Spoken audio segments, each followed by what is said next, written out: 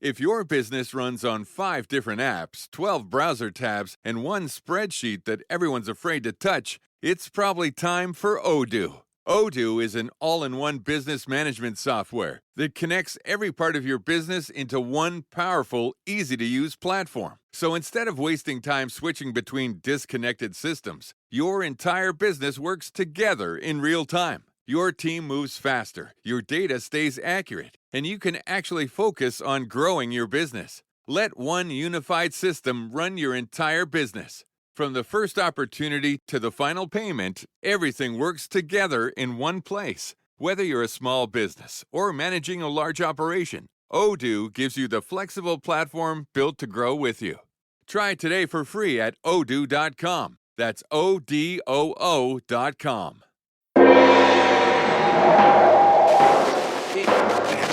They come from the bowels of hell. The Dana Gould Hour. Jungle worms and swamp rats run around your feet. I bought a dog that killed the calf that ate the canary. What is truth? And once again, welcome back. Hello and welcome to the hot summer episode of the Dana Gould Hour podcast. Fasten your enthusiasm harness.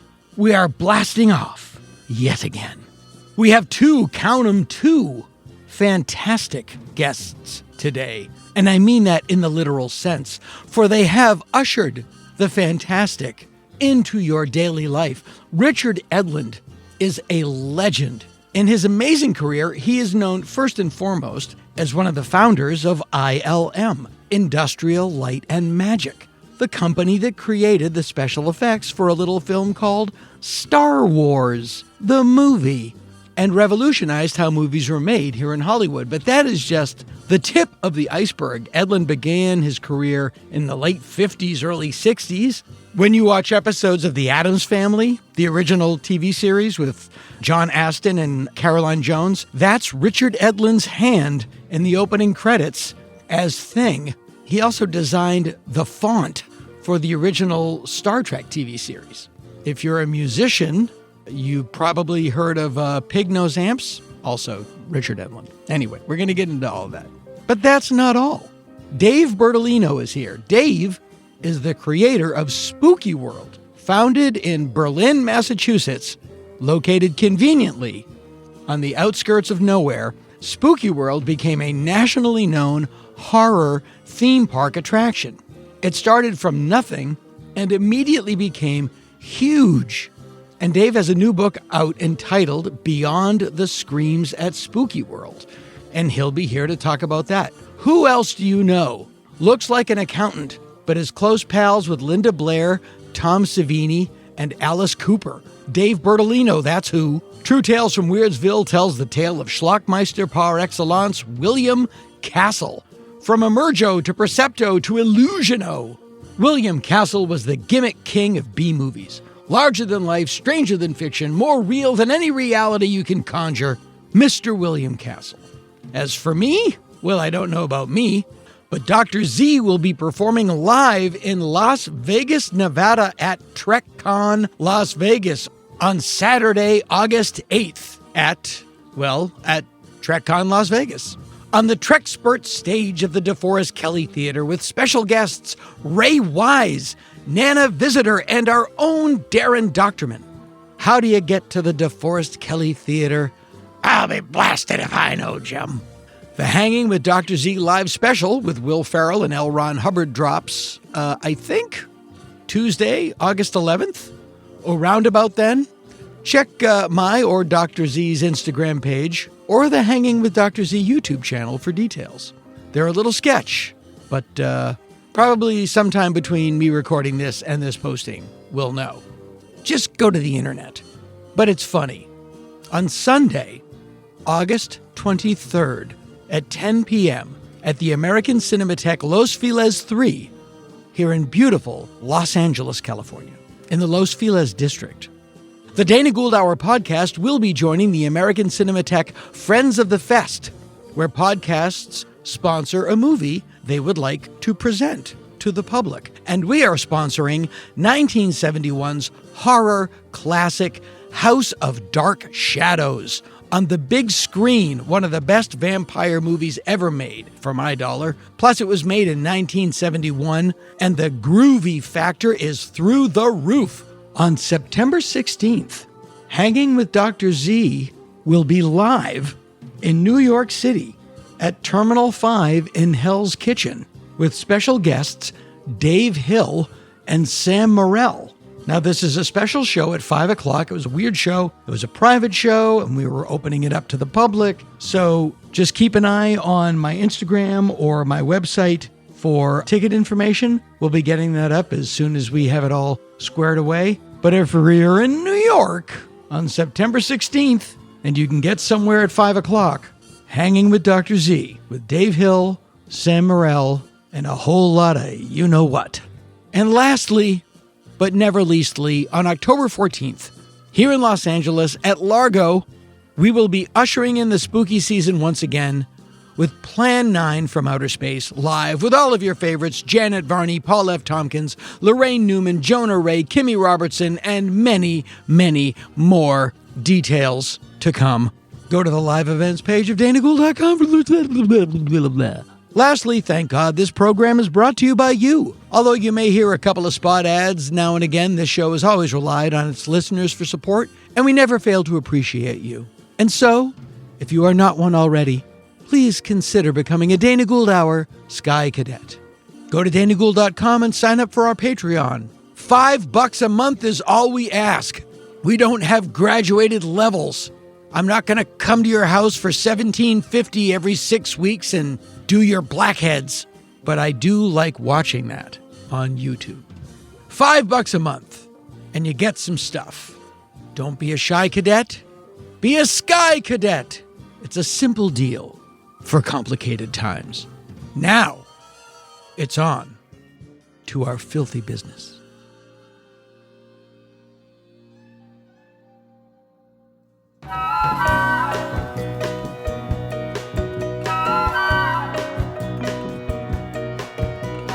Tune in, it's a gas.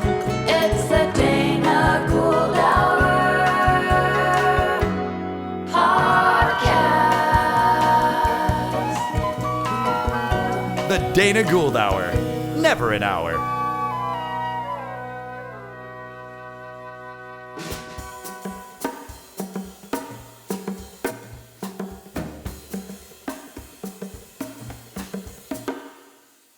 It's a sunny Saturday afternoon high atop the Mulholland Drive view shelf here in sunny Southern California, the People's Republic of California, in the former United States. My guest today, if you grew up, as I did, reading Famous Monsters and Starlog, and you knew his name long before you should have, but if you didn't, but went to movies and saw movies like Star Wars and Raiders of the Lost Ark or Poltergeist or Ghostbusters or any number of films, you've benefited from his work. Richard Edlund is my guest today, who's one of the pioneering special effects artists in showbiz, current showbiz, post-war showbiz, and has a new memoir coming out called We Think Composite, but we're not sure yet. Here's my first question. You've survived several revolutions. Right. And, we're in the middle of a new one. And I think like every previous revolution, everyone thinks it's the end of the world. And it will. This time it really is. Yeah. It does feel like that sometimes. The revolution that you played a huge part in terms of technical ability in film, soon became just the standard that suffered its own revolution later. Right. You take the R out in its evolution. It's just nature doesn't favor the strong; It favors the most adaptable. But I don't want to go that far ahead. I want to get to how you were Thing. Oh, what?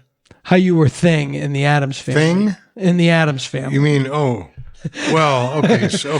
after I got I know I'm jumping ahead, but people need to know you were Thing in the Addams Yeah, Family. that's my hand in the main title. Yeah. For example. Anyhow. No small achievement. Well, I just happened to be there, and I was fairly dexterous, and And then you saw Thing merchandise, and you think, "Where's my money? That's my hand." yeah, right. I never got a nickel for that, and they didn't want to shoot inserts during production because it took a lot of time, and they had actors standing around, and so this is just a hand sticking out of Right. a hole in a table, right? Yeah. I was the crew to shoot this. There was no director, but I was the cameraman. I was the gaffer. I was the one-man band. You designed the original Star Trek TV series font? Yeah, I became, when I was working for Westheimer, I became a lettering artist because I saw this guy that would come in and do a lettering job for a main title, and I'd say, I could do that. Right. And so I started designing main titles for shows. And then when Star Trek came along, I did the main title for Star Trek with that angular font, and Roddenberry liked it so much that he wanted that same style font to be used for other credits in the movie. So in order to not have to hand letter right. dozens of title cards, You just designed the font. I designed the font, and there was a technique that we were using called phototypesetting. So once you had the font, you could size the letters and do them one at a time, and you could see the letters developing as you were going along. Got it. In negative. So you'd present the new letter next to the last one and position it, and then you'd hit the white light, and then it would expose that, and it would immediately start developing. And so when you'd move it to the next one, this one would be black on clear, because it was you were already developed. You were composing with red light. Right. And the film was the photographic material wasn't sensitive to red, so that was how you. So anyway, right. What is that font style called? God, I don't know, because I did that when I was working for Joe. Joe Westheimer had the company. There were three companies that basically did the visual effects for Star Trek. Westheimer Company, Lynn Dunn's company called Film Effects of Hollywood, and Frank Vanderveer's Vanderveer Photo, I think, was the third one. I don't know if this is a question you can answer. I'm so envious of people who lived in Southern California from like the mid 60s to the mid 70s. Well, I was a hippie during that exact time. Right. There was a time in the summer of 1967 where you could have gone from the set of the original Planet of the Apes, driven across town to watch them film the original Star Trek, and then end the night on the Sunset Strip watching the Doors play. All on the same. I mean, what an incredible, fervent time, and all of these clubs like the Haunted House and the Sea Witch that because I'm an LA history nut, and I'm always looking. There's just places that you went to. Pandora's Box. Well, I went kind of from Victor Feldman to the Doors, or to Dylan. Actually, I mean, the Doors were okay. Yeah, they're the favorite band of the 14-year-old in all of us. Well, I was working for Westheimer, and. Let's see. Then could you be a hippie around those guys? Because those are all old school. Which guys? All the old, like the guys that you're working for are all like World War II veterans. Yeah, and they're all kind of hard ass guys. Right. Well, Joe was Joe Westheimer was a Caltech graduate. Okay. So he was like an electrical engineer at Caltech. What is interesting to me is to to be in the beginnings of the business at that time, and you're all of these other iconic people, Lucas, Spielberg, and then musically as well. You're all in the same place at the same time. We're kind of in the same milieu, right? Yeah, doing and working. Maybe working for these older people, these sort of old guard guys. Right. I don't know if you ever worked with Alfred Hitchcock, but he was working in town at that time. He had a TV show going. No, Irwin Allen. Yeah, Irwin Allen. All the and all those shows. And Twilight Zone and all Outer Limits. All of those things are going. So we're doing shots for a lot of those. Yeah, and you're working. You're working all over the place, and all of you guys, you move about 5 years up into the late 60s, early 70s. The film industry sort of falls into your lap. Right. And after sort of Easy Rider. I became a serious hippie, and I basically jobbed out of the movie business for a few years. You ever know Reeve Whitson? Reeve was a good friend of mine. Reeve was working for Bugliosi. Vincent Bugliosi, the lawyer. And was charged with kind of infiltrating this whole scene with Manson and the Beach Boys. And he was buddies with all these people. Before that, he was with the CIA, and he was working in and out of Berlin. Oh, he was a real charming guy. He was about 6'2", and he would get out of his car and no light would come on inside the car because he took the light bulbs out. Wow. Because, you didn't want to be a target for anybody when. Well, and I don't think people understand. People don't understand now as the counterculture here, became so prevalent. Yeah. That the CIA and the FBI did look at it as a national security issue. Right. And they were a threat. And what the Manson killings did, and I'm telling you nothing you don't know, was gave law enforcement at a local and federal level a way to demonize the counterculture. It went from flower power to they're going to kill you. Right. And that's why there's the giant conspiracy that I don't ascribe to, that Manson was actually created by the CIA. Yeah. Well, did you ever read Chaos, the book? No, but I know the book. It's about this thick. Right.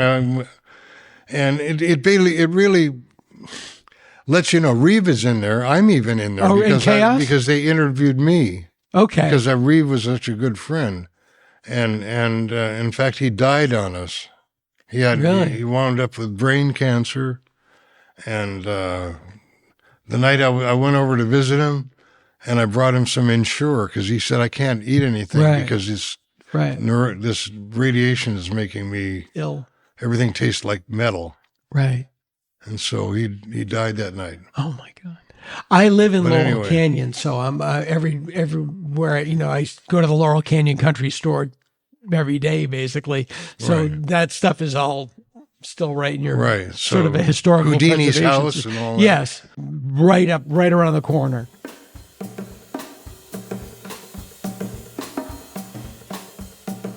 Who calls you first, John Dykstra or George Lucas? I was working at Abel's. And so Robert Abel was a special Abel effects Associates, company. Right. This would have been 1974. Right, mid-70s, yeah. Yeah. First blush of what became the revolution of special effects in the mid-70s came from Robert Abel on television. It wasn't in movies. Right, because Abel got all the credit. Right. We're the ones that created all this stuff. That did it. And he later became infamous, and we'll get to that or we won't, but that's not the story we're here to tell. Anyway. But I do know that story. But the thing is that Abel had this terrible technique of management where he pissed everybody off to the point where everybody wanted to kill his son of a bitch, But then I know a lot of people like that. At the same time, he was so charming. It was sort of like, I call it, it's like between the Silver Tongue Order and What Makes Sammy Run. I mean, that's where he was like. Well, in my business, there's there are these people that everybody has worked for, but nobody works for twice. Yeah, but I mean, so anyway, So you're in LA and you're working and you're making a great living and you get a because call. I came out of Pig Nose and I said, no, I'm back. I'm back now. Yeah. You know, back behind the camera where I wanted to be. Right. And somebody, either George Lucas or John Dykstra, somebody calls you and says, we're making this movie, but we're gonna do it differently than the way they're doing it. Well, basically I got a call from Dykstra, and I knew Dykstra from Silent Running and one of the movies that he'd worked on. And he knew about me because of Abel's and other things that I'd done. And so, I got a call one day, and it's John Dykstra, and he says, hey, Richard, he says, I was wondering if you'd like to come out and talk to Gary Kurtz and I about this science fiction movie that Fox wants to make. And I said, say no more. Yeah. You know, so I jumped in my then Volkswagen hot rod and sped out to 6842 Valjean Avenue and met with Gary and John. And we immediately started talking about this movie that George wanted to make. We had all these dynamic flyby shots. Now, had you heard of George Lucas before? Because of course, counterculture. I mean, THX and and graffiti. Of course, American Graffiti was big. Yeah, yeah, and Harrison Ford had a bit part in American Graffiti. That's right, and he was many people's pot dealer. Many people's what? Pot dealer. Oh, is that right? Yeah. And he was also a hippie carpenter. Yes, he was a hippie carpenter, but so we hit it off on that way. Yeah, he dated Eve Babbitt's, and there's a story about like Eve Babbitt's brother or somebody was living in New York, and his kids wanted to go see Star Wars, and he didn't even know what it was, and he takes him to the movies, and they get into the canteen, and he goes, "Holy shit, that's my pod dealer." Well, and the thing is that George didn't want to cast him. No, I mean it's like it's like and he call the Foundation for the Blind. Yeah, he didn't want him for Indy. He didn't want him for Indy either. I know, he wanted Tom Selleck. Yeah, can you imagine that? It's one of those things. It's like, and he didn't like Karen Allen either. Only there are people that are, and they're so. How can you be so right and also so wrong? But I think it's one of those things where only a genius could get it so wrong. Right. Well, he is a genius. I mean, he parlayed those goddamn Ewoks into hundreds of millions, right? No, we hated those damn things. Everybody did. Yeah. I don't think anybody liked it. It's like you could see the zippers on their back. Well, but I want to get to but I want to stay on Valjean now. I want to stay on Valjean. So anyway, I get out to Valjean, and John is there with Gary, and Gary's talking about this movie that George had put together out of like found footage that he had made out of like the Battle of Britain, Gambusters and Gambusters and these movies that had shots, and because it's important that nobody had shot outer space the way George Lucas envisioned it. Right, because 2001 was 2001. Well, that was ponderous. But that's what I mean. It's and even Star Trek, the show, and I mean the big. I rotoscoped that first shot, by the way, in Star Trek. Oh, the flyby. The flyby, and we could put it together right to left, and then we could all flap it, and then it would come left to right. And so we got 2 for the 1. But that's all it was. But that's all it was. I mean, even in Silent Running, and it was this stationary camera, right, and a model going through it on a 2-dimensional plane, right, and was just a given, right. That's what you did, right. And George envisioned a very dynamic right camera. And you're he didn't envision the camera. I mean, what would he envision things that would require it? What it would require that kind of photography, right? And I mean, I'd done a lot of stop motion stuff for Westheimer, Right. You know, where you move and shoot, and then Right. you move it and shoot, move it. Phil Tippett. And the thing is that it's sort of like the Harryhausen wings, right? You get That- strobe. You know, that you know, flip and flop. Right. And so it couldn't be like that. It had to look real. Right. So we talked about that, and he had 365 shots planned. Yeah. And It is a modern, for people who don't realize, a modern equivalent. It's almost like Avatar. And it's like, I want to make this movie, but first I have to build the science right, to create the stuff I need to make the movie. right. Well, that was the case, Yeah. and we recognized that. And John and I, we were on the same plan right away. Right. You know, I mean, I got that right away. And then I said, well, we got to shoot blue screen too, by the way. Right. And he said, no, we're going to do front light and backlight. And I said, no, that wasn't going to work. And I explained to him photographically that the mats wouldn't be the same with a front light backlight shot. Right. What is a front light backlight shot? Front light backlight is where you shoot the model against black. Right. And you light the model, and that's your beauty shot. That's what 2001 did, I believe. Yeah. Yeah. And then you shoot the Starfield. the mat. What is the mat? The mat is what holds the model out when you put it in front of a background. Got it. In the case of Star Wars, about 90% of the 90% of the shots were against starfields. So that means the easiest mat to deal with, you Right. know. But at the same time, there were a lot of shots that weren't that way. So anyway, I said, you know, we'll shoot it blue screen, and that way we can get the mat off the original negative, and everything will be fine. And so we hit it off, and after about, 40 minutes maybe, I had the job. Uh-huh. You know, and I mean, we were on the same page, and I said, and I was going to get $600 a week, and that was twice as much as I was making for Right. Able. Did you have any, but you couldn't have had any idea how long that job was going to go? Or No, did- it was a 2-year deal. Okay, so they Yeah, knew I mean, it was we- coming you know, out we in knew that it was going 1977. to come out on Memorial Day? Yeah, Memorial Day of weekend, ni- 1977. 1977. And you also just we had to put the system together, and to design the system, create it, right. put all the shots, you know, design all the shots, shoot all the shots, composite them.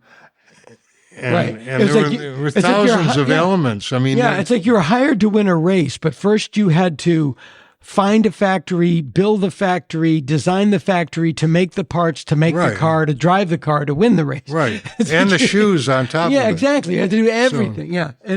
And did Lucas understand? Because all the stories are it's not coming in, it's not coming in. He's wondering Well, why it takes so long. George is not a gearhead.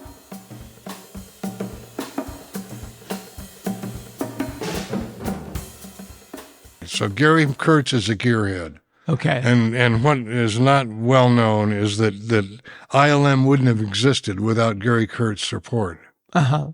because he understood what we had to build this cockamamie system Right. in order to do this, in order to get this kind of blurry image that the 10-year-old is going to accept as reality, Right.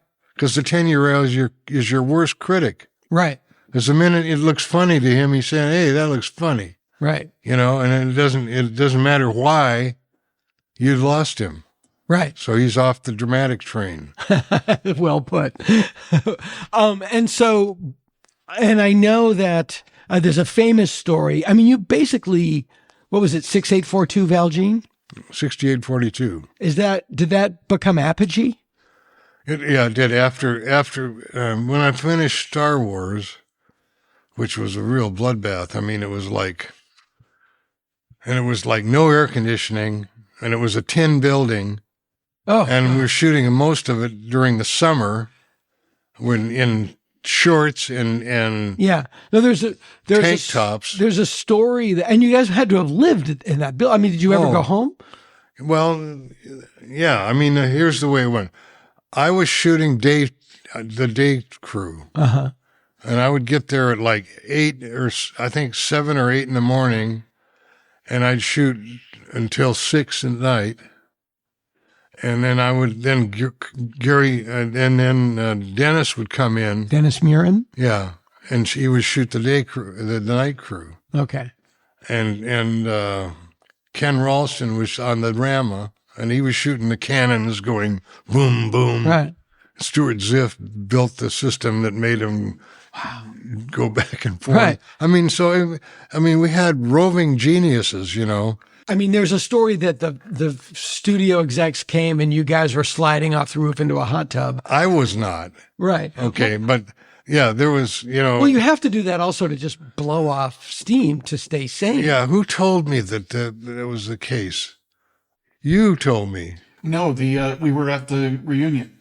At the reunion. It was Joe Johnston. Joe Johnston. Said it was his. It was his father got the slide, right? So Joe Johnston, who is an incredibly talented guy, Yeah.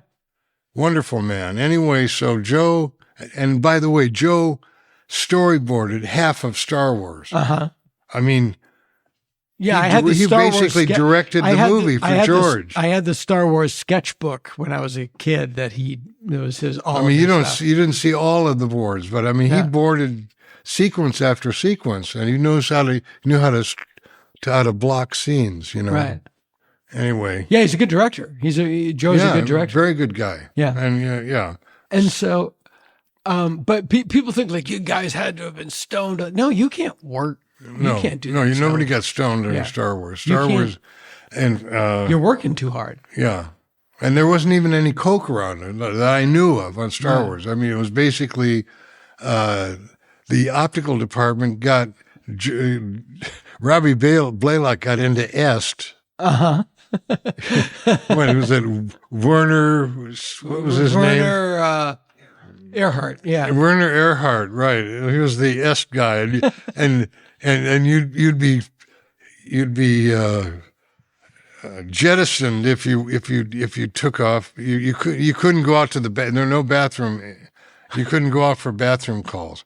You know, you had to sit through the whole thing. Oh God. And he'd go on for like 12 hours. I don't know. I never went to that, but We called them Estol. Est holes. Est holes.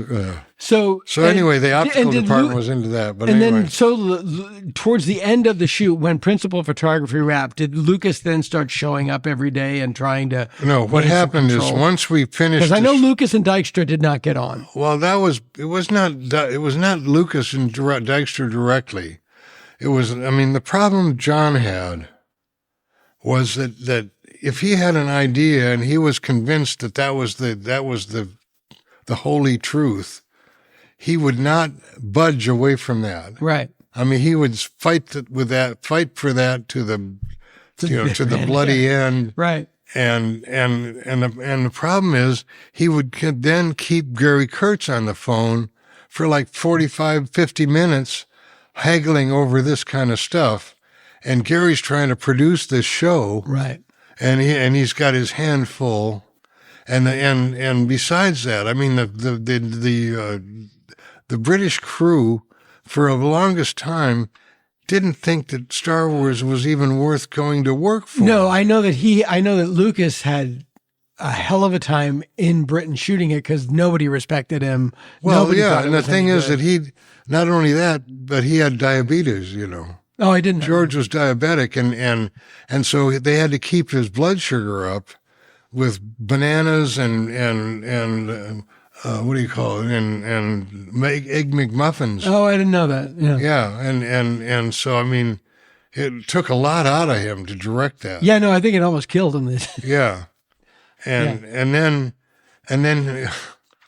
as a side note, I mean, he shot this very complex sequence of the Space Academy with Red Leader and all those Right. guys, the pilots, and it was a long sequence. And Marcia said, "You don't need this, George. It's just dragging the movie down." Yeah, we just lost Marcia Lucas 2 weeks ago. Yeah, I know. think. She was a pal. I'm sorry about that. And what a lot of people might not know is that like Marcia Lucas was George's wife, and she was not the original editor of the movie, but ended up editing the film with Paul Hirsch, I believe. Right. And she kind of saved the movie. Yeah, she did. And and as I always said, she was the heart of Star Wars. You know, and she put the emotion into it, and right, the emotional drive into it. Yeah.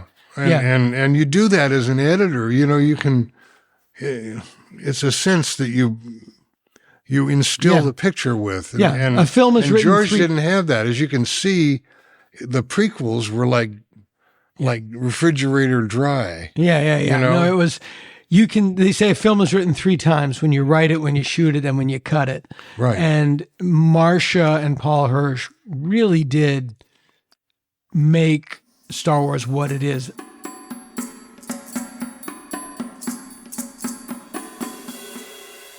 The best example is, well, the Death Star was not going to blow up the Rebel base. It was just sitting there in space, and they attacked it. And Marcia put a clock on it. All of the stuff about the Rebel base being in, putting a clock on the battle was Marcia. Right. And if you look, that's the editor. And if you look, all of that stuff is in editing. It's just the voiceover going, the Rebel base will be in train in 4 minutes. Yeah. There's never a scene where Peter Cushing says we're going to kill these guys in 2 minutes. It's all in the edit. It's all in the editing. And what that does is it puts a clock on the final scene. And Luke, the whole Force thing with Luke, that was all Marcia too. He did 2 runs, one with a computer and one without. And Marcia said, no, just have him start with the computer. Obi-Wan talks to him. And I think it was her idea to kill Obi-Wan Kenobi. Right. So anyway, yeah, I mean, as much as we disagree with George and all this and that, I mean, when we finished building the system, and so basically, I mean, as I put it, and we built this violin, and then we had to learn how to play it. Exactly. And the thing is that and you had to play it one channel at a time, at 1/24th or 1/48th speed. Right. So I mean, the track, the boom, tilt, the model move, the traverse. I mean, all these tweaks that had to be done to make the shot work had to be done by the seat of the pants. Yeah. Basically. And not only that, the fact that they were a little bit funky here and there was what gave it the humanity. Mm-hmm. Yeah. So it wasn't these mathematically perfect splines, that Star Trek had, and that Trumbull had in his shots. They were beautiful and magnificent, but they were boring. Yeah. It has to, that somebody said, and I wish it was me, and we're getting into, as you get into digital effects, this is not what you're saying, but it's the same thing. Like digital, practical effects look fake but feel real. Digital effects look real but feel fake. Yeah. That's right. That's right. Yeah. Exactly. And there's an organic feeling to what's missing from digital effects is serendipity. Yeah. I mean, the serendipity that occurs when you're shooting that you weren't thinking about when you were getting ready to shoot is what makes that, what makes a normal movie into a fantastic movie. And the best example of that is the 3 biggest movies of the 1970s: The Godfather, Jaws, and Star Wars. All of them were saved by serendipity because none of them were the movie that they thought they were making on the first day of shooting. Right. They all suffered huge, crazy upheavals. Right. And then who is the guy that was the special effects guy on Jaws? Oh, Joe Alves. Joe Alves, right. Yeah. And the shark didn't work. The shark did not work. Yeah. And the thing is that it just like in Alien, if you remember Alien, it was the same issue with the alien. Didn't work either, but it was saved by abbreviating the cuts. And you had, I mean, one of the great shots of all time was the chest hugger. Right. I mean, that chest burst, nobody will ever forget that. And everybody wishes they'd never seen it. and the reason the shark didn't work was because they tested the system in fresh water. And then they put it in the ocean. And the salt just ate the system. Oh, yeah. Well, it all probably floated it, too. Yeah. But anyway, I mean, yeah. So after Star Wars, you're suddenly... Have you ever been could you basically write your own ticket as to what you wanted? I mean, all of you guys, I'm assuming, are being poached by people after Star Wars to recreate Star Wars. Nobody tried to poach me, but I mean, they couldn't. I mean, what the hell? Am I going to, is somebody going to steal me away from Empire? Right. Well, Glenn Larson tried. Did he? I mean, because Glenn Larson was like, well, yeah, Glenn Larson, who basically made Star Wars into a TV show. Yeah, I mean, and even I will say, Battlestar Galactica. He was like the prince of plagiarism. Yeah. I mean, he walked around Universal with a Guns of Navarone script under his arm, and he was bragging about stealing parts of the movie for Galactica, the show that we did. Well, I was 14 when Battlestar Galactica came on. And even at 14, I was like, Jesus, they're going to get sued. I mean, even the models were. The first one was terrible. And the thing is, when I was doing Battlestar Galactica. So you worked on that with Dykstra in 77? Yeah, I got an Emmy for that. Okay. So how did George hire you back, but not John? Well, because John had basically kind of burned his bridges with George, and he was, in his way. I mean, John's a very talented guy, and I learned a lot from John, and I appreciate him, like a brother, and yet he sometimes shoots himself in the foot without. I mean, right. I hate to even say that, but oh no, I have friends like that. Like, as I used to say, I'll burn that bridge when I come to it. Yeah, right.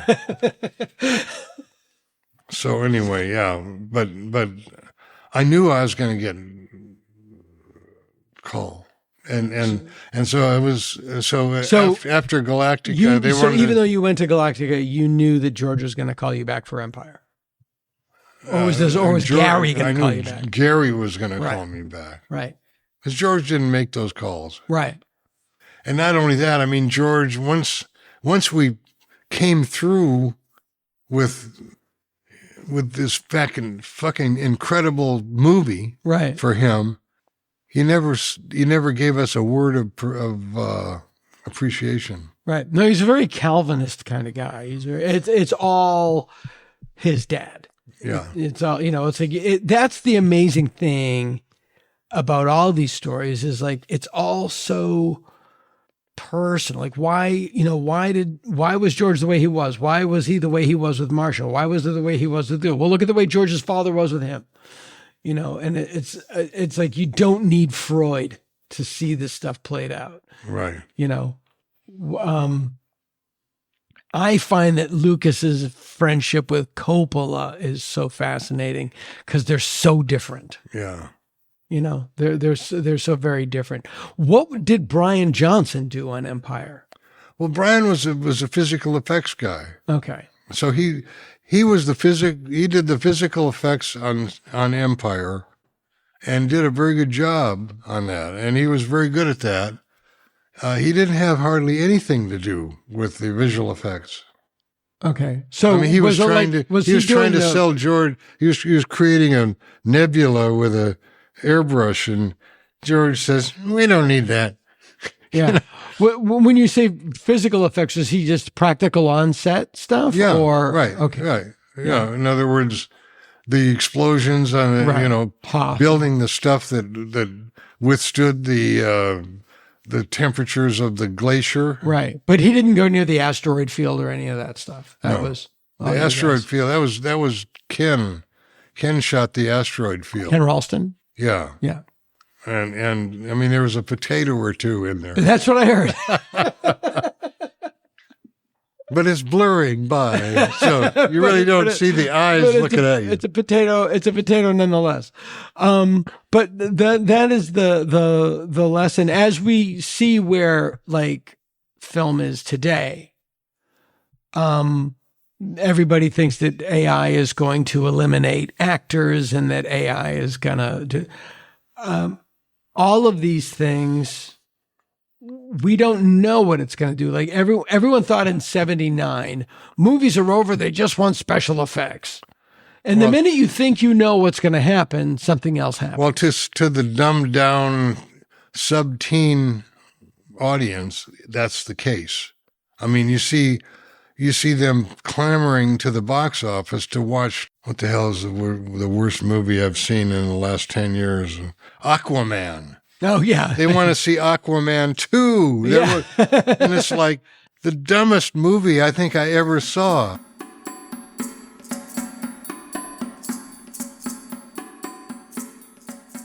I see an Avengers film, and I know I'm in the minority, but I have no emotional involvement at all. Well, like you say, I mean, it's like it's the whole thing about the visual effects are funky, but they look great, Yeah. and Yeah. And visual then and digital effects look great, but they don't work. And then you get a movie like Obsession, which, has just practical makeup effects. I haven't seen that, but You have seen it. It's an episode of The Twilight Zone called The Closer. Oh yeah, right. But it's fine. In that way, I've seen it. Yeah. But it's fine because, my daughter's 23 and is like, why are you guys going to this movie? Because I know this story. It's Monkey's Paw. It's the Monkey's Paw. And I didn't know. It's about incel culture, which is a big problem for that generation. Yeah. And so you get a movie that talks to people on an emotional level and they respond. Right. And now the studios are looking for what's the next thing on the internet. It's not, Right. My friend Kevin Rooney. Well, let's remake Masters of the Universe. Yeah. My friend Kevin Rooney had the best quote about like Hollywood is the only place where they see lightning strike a field. They'll see lightning strike a tree in a field. And they'll run out to the tree and go, this is where lightning strikes. Lightning will strike here again in a minute. Like, no, it strikes and then it goes someplace else. That's the whole point. That's the whole point. So after you ended up with your own company called Boss Films, and you did start to bring in what became known as the digital revolution. You were one of the first big companies to do that. Right. Spent a lot of money. What were some of the things that Boss Films did that sort of segued out of practical effects and into the digital world? When I was doing, when I was doing Hunt for Red October, I got shafted incredibly by McTiernan, who's like one of the most brutal assholes that ever walked. I mean, even though we did Die Hard and we did a great job on that, and that's one of the best action adventures. Yeah. And I did Raiders, those are the top Pretty two. good movie. So because of that, and my friend Sid Ganis was the head of Paramount at the time. Right. And they were actually going to sue Boss to kill the company. And because my attorney had written an incredible contract for me, they couldn't touch me. And why did McTiernan? What did McTiernan I don't try to do? understand. Did he want you off? I don't credits, understand or- what was with McTiernan. And the thing is that he made me composite one of the shots that was like a perfect shot with the background like processed blue. He says, I want it bluer than that. And I said, well, you can't get it any bluer than this, you know. Right. And I can't understand why you want it like this, John, but that's as blue as it can get. I'm sitting in the audience, and this shot goes by, and the Paramount executives are sitting there wondering, what the hell is that, you know? Yeah. And McTiernan is just sitting there in his chair stinking, not saying any word, you know, letting me fry in the wind. I mean, what a son of a bitch. On the original Star Wars trilogy, you worked with Lucas, and in every movie almost killed him. Like even Empire, which there was, because it was basically an independent movie and how it was financed and budgeted, and he had to learn every mistake 4 times, and then and Jedi apparently. The problem on Empire was that Irvin Kershner would say no. Right. And the problem on Jedi was that Richard Marquand would not. Right. Well, it was like a boring movie, and I thought it was sort of like the Christmas present with a nice big red bow on it, you know, and it was a boring movie, frankly. And I wrote an article in a magazine called Sci-Fi Universe in 1997 called 50 Reasons Return of the Jedi Sucks that apparently he read and did not appreciate. No doubt. It looks like a TV movie. It's not only that, I mean, unforgivable things. But Marcia cut out about maybe even an eighth and a quarter of the way through the post-production. Right. So she wasn't there for the editing of Jedi. Yeah. And then were you involved in the prequels at all? No. So when you saw Phantom Menace, that was the first one, right? Yeah. Yeah, I went to. It must have been something of a shock. I went to the Grove to see that, and I mean, they shot it with the Sony the 1.5K or 1.2K camera, and they had in this great big screen digital projection, and I mean, I'm saying. I was with this friend of mine who's an editor, and I said, "What's this movie about?" I know it was. I was there on opening night, and then it was one of those. You could feel it from the first frame. Sometimes a movie, just like from the first frame, you go, "Oh, yeah," or you go, "Oh." I remember the first frame of Ed Wood, Tim Burton's Ed Wood. I was like, this movie's phenomenal. And the first frame of Phantom Menace or the other experience I remember really clearly was Tim Burton's Planet of the Apes. First frame, I'm like, oh, this is garbage. And you could just tell. Yeah. There's a weird thing about it. Do you still go to the movies and feel hopeful when you see things? You're just like, oh, sometimes, but I don't go to any of those effects movies. I mean, I just spare myself the time because I think I find them to be vacuous and silly. Yeah, you know.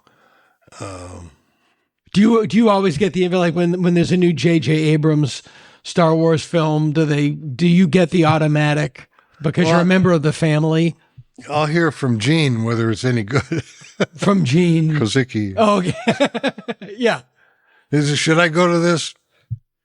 I don't think you need to go to this one. There are. I thought Rogue One was really good. I really. Yeah. Well, that's true. That's true. That was the only one. Yeah. And the thing is what's really funny about Kathy. So Kathy Kennedy was there during all these sort of fuck ups. Well, they're just remakes. Well, I mean, in other words, they basically were nailing the coffin shut on Star Wars. I agree. with each one of these. Yeah. And there were too many and too bad. Yeah. Yeah. You And burned out. And even they get Jon Favreau to direct Yeah. this, and he's like a pretty sharp guy. Yeah. But the kids don't, I mean, kids don't care. It's all, to use a colorful term, they're all fucked out.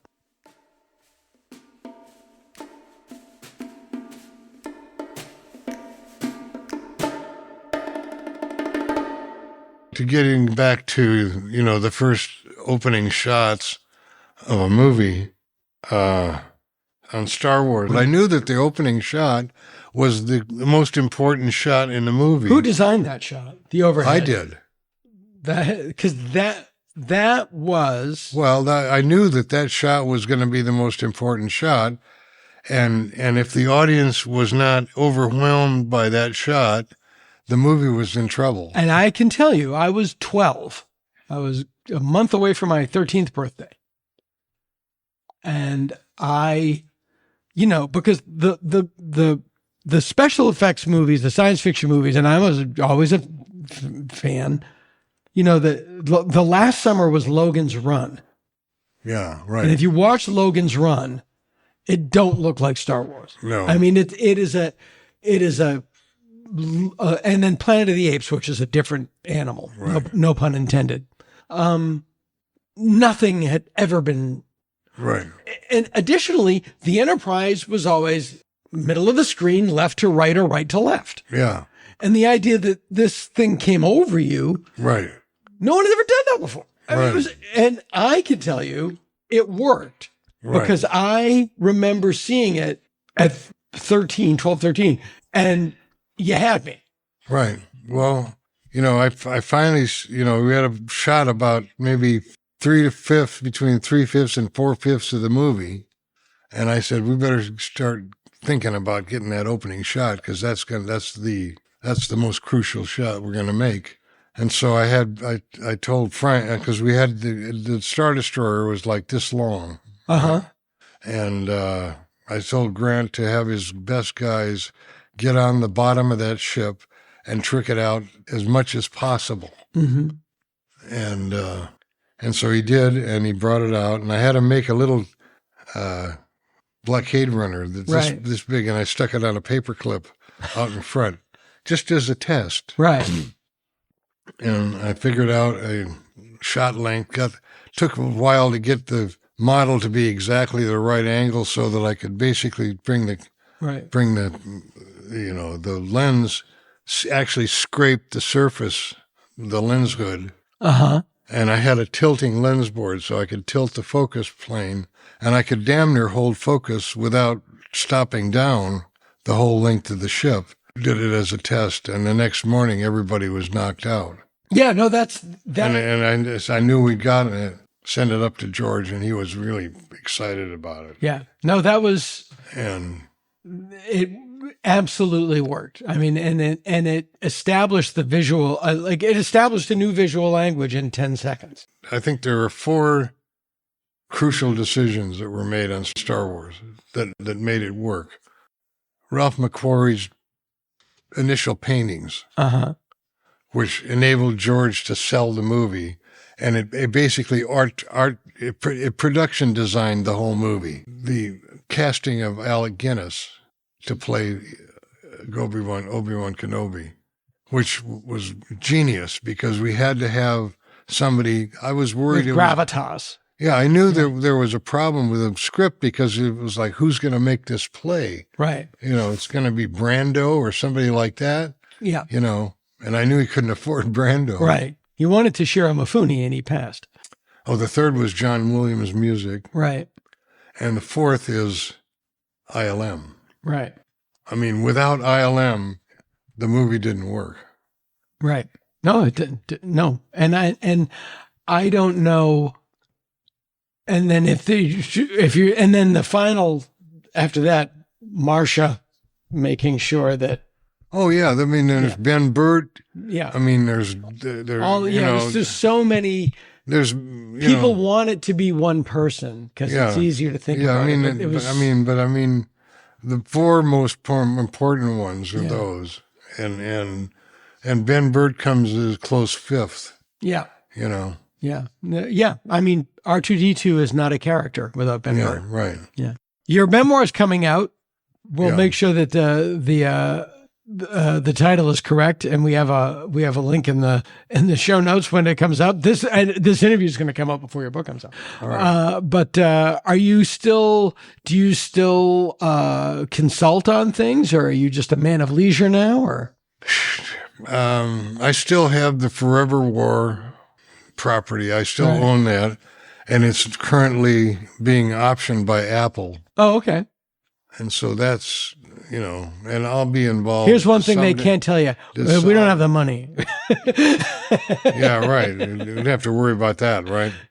It's not a $1 trillion company. Anyway, yeah. So anyway, that's still going, and I'm still trying to find a director for Occupied, which is a script I did. It's a love story that takes place in occupied Japan, 1945. Oh, wow. 46.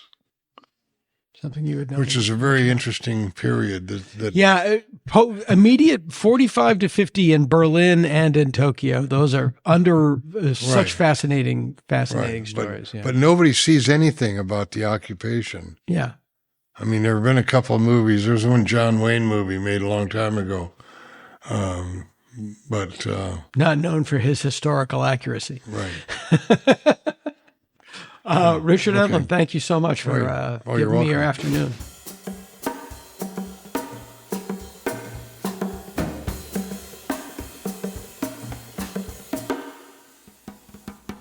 They're true tales from Weirdsville. Tales from Weirdsville. And they're true. Can your heart stand the shocking facts? The year was 1941, and New York theater scene's resident enfant terrible, Orson Welles, was preparing to leave for Hollywood, where he was going to make his first movie under his new contract with RKO. No one knew what the film was about. They just knew its strange title, Citizen Kane. Before Welles left, there was a young man.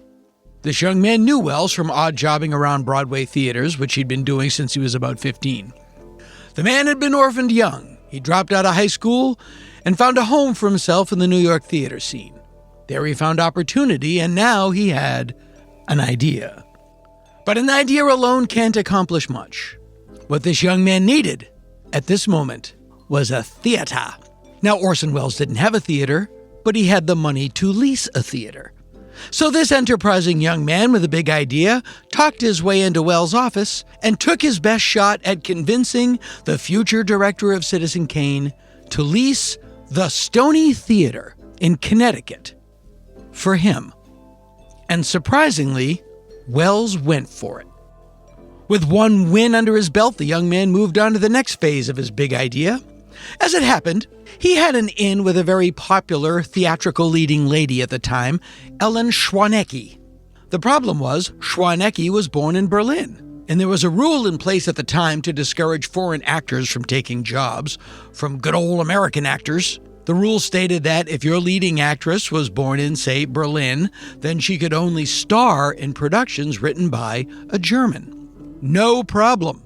It was soon announced that Ellen Schwanecki would be gracing the stage of the Stony Theater in Connecticut in the new German play Das ich nicht verkinde, which is translated to the saucy, not for children. Now, no one had ever heard of Das ich nicht verkinde, because at the time, the play didn't exist. This young producer had made the whole thing up. So he spent the weekend writing the play, having it translated into German and then back into English.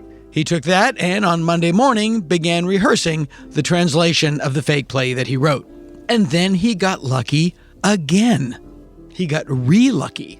For it was right around here that Ellen Schwanecki was invited by her native Germany's ruling party, the Nazis, to return to Munich to give a performance. She declined for obvious reasons, which is when the young producer leaked to the papers that his play starred, and I quote, "the girl who said no to Hitler." Now, that was a pretty popular attitude among young red-blooded Americans in 1941, but someone objected to it, and the Stony Theater was soon vandalized with spray-painted swastikas. The story filled the papers, and buying a ticket for Das ist nicht verkehrt soon became an act of patriotism. If the Nazis and their U.S. sympathizers wanted to stop this show from taking place, then their plan backfired pretty spectacularly. Right? Right? Well, not really.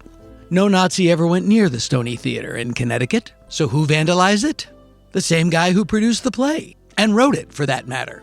He put up a play that didn't exist and had the theater vandalized by imaginary Nazis, caused a cause celeb, and cleaned up at the box office for his efforts. Who is this P.T. Barnum-esque character, you ask?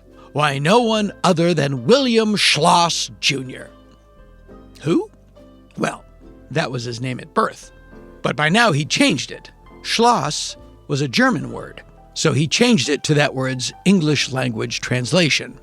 William Castle was on the loose. Now, not long after the success of Not for Children, Castle moved to Hollywood, where he talked his way into a job as a dialogue director at Columbia Pictures, working for Harry Kahn, which I can't imagine was easy. Kahn was, by all accounts, a spectacular asshole. When Columbia Pictures star Kim Novak, who was white, started dating Sammy Davis Jr., who was not, Kahn had some friends in organized crime tell Mr. Davis, and I quote, "Leave Novak and marry a black woman, or you'll lose your other eye." Davis did, kept his eye, and his short-lived marriage to dancer Lorraine White, who he tried to drunkenly strangle on their wedding night, is a whole other story unto itself. Maybe next time. Back to William Castle, who quickly found his way into Columbia's apprentice director program and directed his first film, Chance of a Lifetime, a minor entry in the Boston Blackie series of B-movies. I think there were like 13 of them. It did not make him an overnight success, but he was on his way. He directed a few more movies and some minor film series and eventually managed to work directly with his old theater rental buddy Orson Welles. In 1947, as a second unit location manager on Lady from Shanghai. But William Castle wanted more. He wanted to make his own movies. After seeing the 1955 French film Les Diaboliques, a film well worth watching, if you haven't, Castle thought, hey, I can do that. Or at least something to that effect. Diabolique also had a huge impact on Alfred Hitchcock, which is weird because Alfred Hitchcock had a huge impact on Les Diaboliques. Never one to do things in half measures, William Castle mortgaged his own house and made his 1958 film Macabre. It's a decent film, but no Diabolique. So how does one get people to see this somewhat middle-of-the-road indie thriller? Well, if you're William Castle, you take out a $1,000 Lloyd's of London life insurance policy ensuring that anyone who dies of fright while watching your movie gets paid. More importantly, you advertise that there is a $1,000 Lloyd's of London life insurance policy ensuring that anyone who dies of fright while watching your film gets paid, and you advertise it a lot. You advertise it more than the actual film. Your attention, please. During every suspenseful moment of the running of the motion picture Macabre, the life of everyone in this theater will be insured by Lloyd's of London for $1,000 against death by fright. William Castle was just getting started. He traveled with Macabre. He hired women to dress as nurses and stationed them in theater lobbies. He rented a hearse and parked it in front of theaters showing the film, and it worked. Macabre made back more than 10 times its budget. It was a hit. Castle realized that he was selling sizzle more than steak, which is not to say that the steak wasn't fine. It was, quite often. Usually, in fact, pretty good. But the sizzle was top shelf. Castle's next film was a terrific haunted house romp that is still a joy to watch. 1959's The House on Haunted Hill, the first of 5 movies Castle would make with Vincent Price. Price plays eccentric millionaire Frederick Lauren, who lures 5 people to a haunted house party. Now, despite what you would think from the film's poster, the house in question was not a creepy old decrepit Victorian, but the Ennis house. Designed by Frank Lloyd Wright in 1924, the Ennis House sits high atop a hill in LA's Griffith Park. The interiors for the house on Haunted Hill were shot on a soundstage, but if you'd like to see what the Ennis House looks like inside, it's all over a little film called Blade Runner. The house on Haunted Hill boasts a buoyant performance from star Vincent Price, has great sets, good scares, looks terrific, but that wasn't enough for William Castle.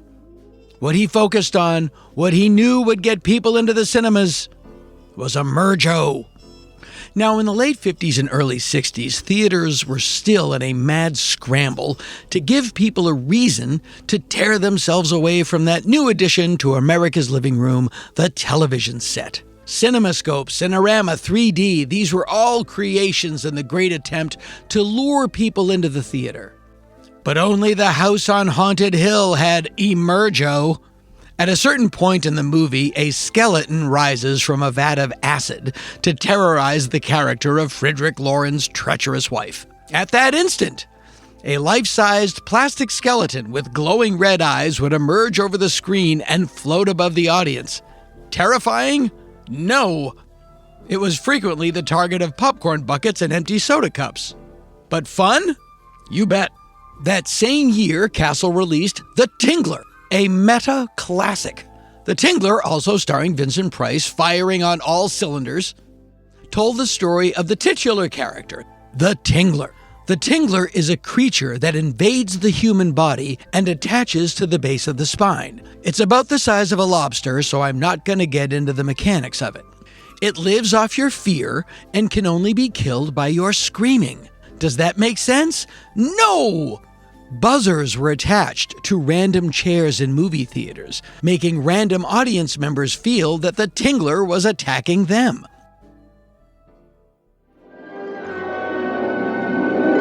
I'm William Castle, and I feel obligated to warn you about the next attraction you will see at this theater. The picture is The Tingler, which I directed. And for the first time in motion picture history, members of the audience, including you, will actually play a part in the picture. At one point, towards the film's finale, the action moves to a movie theater. And then the Tingler gets loose and gets into the projection booth. And then the projection booth in the film becomes the projection booth in the theater that you are seeing the Tingler in. As the film on screen runs off the sprockets, and only a shadow of the Tingler is shown on the movie screen in the theater that you are sitting in, while Vincent Price informs you that the Tingler is loose in this theater. Your only hope of survival is to scream. Scream for your lives.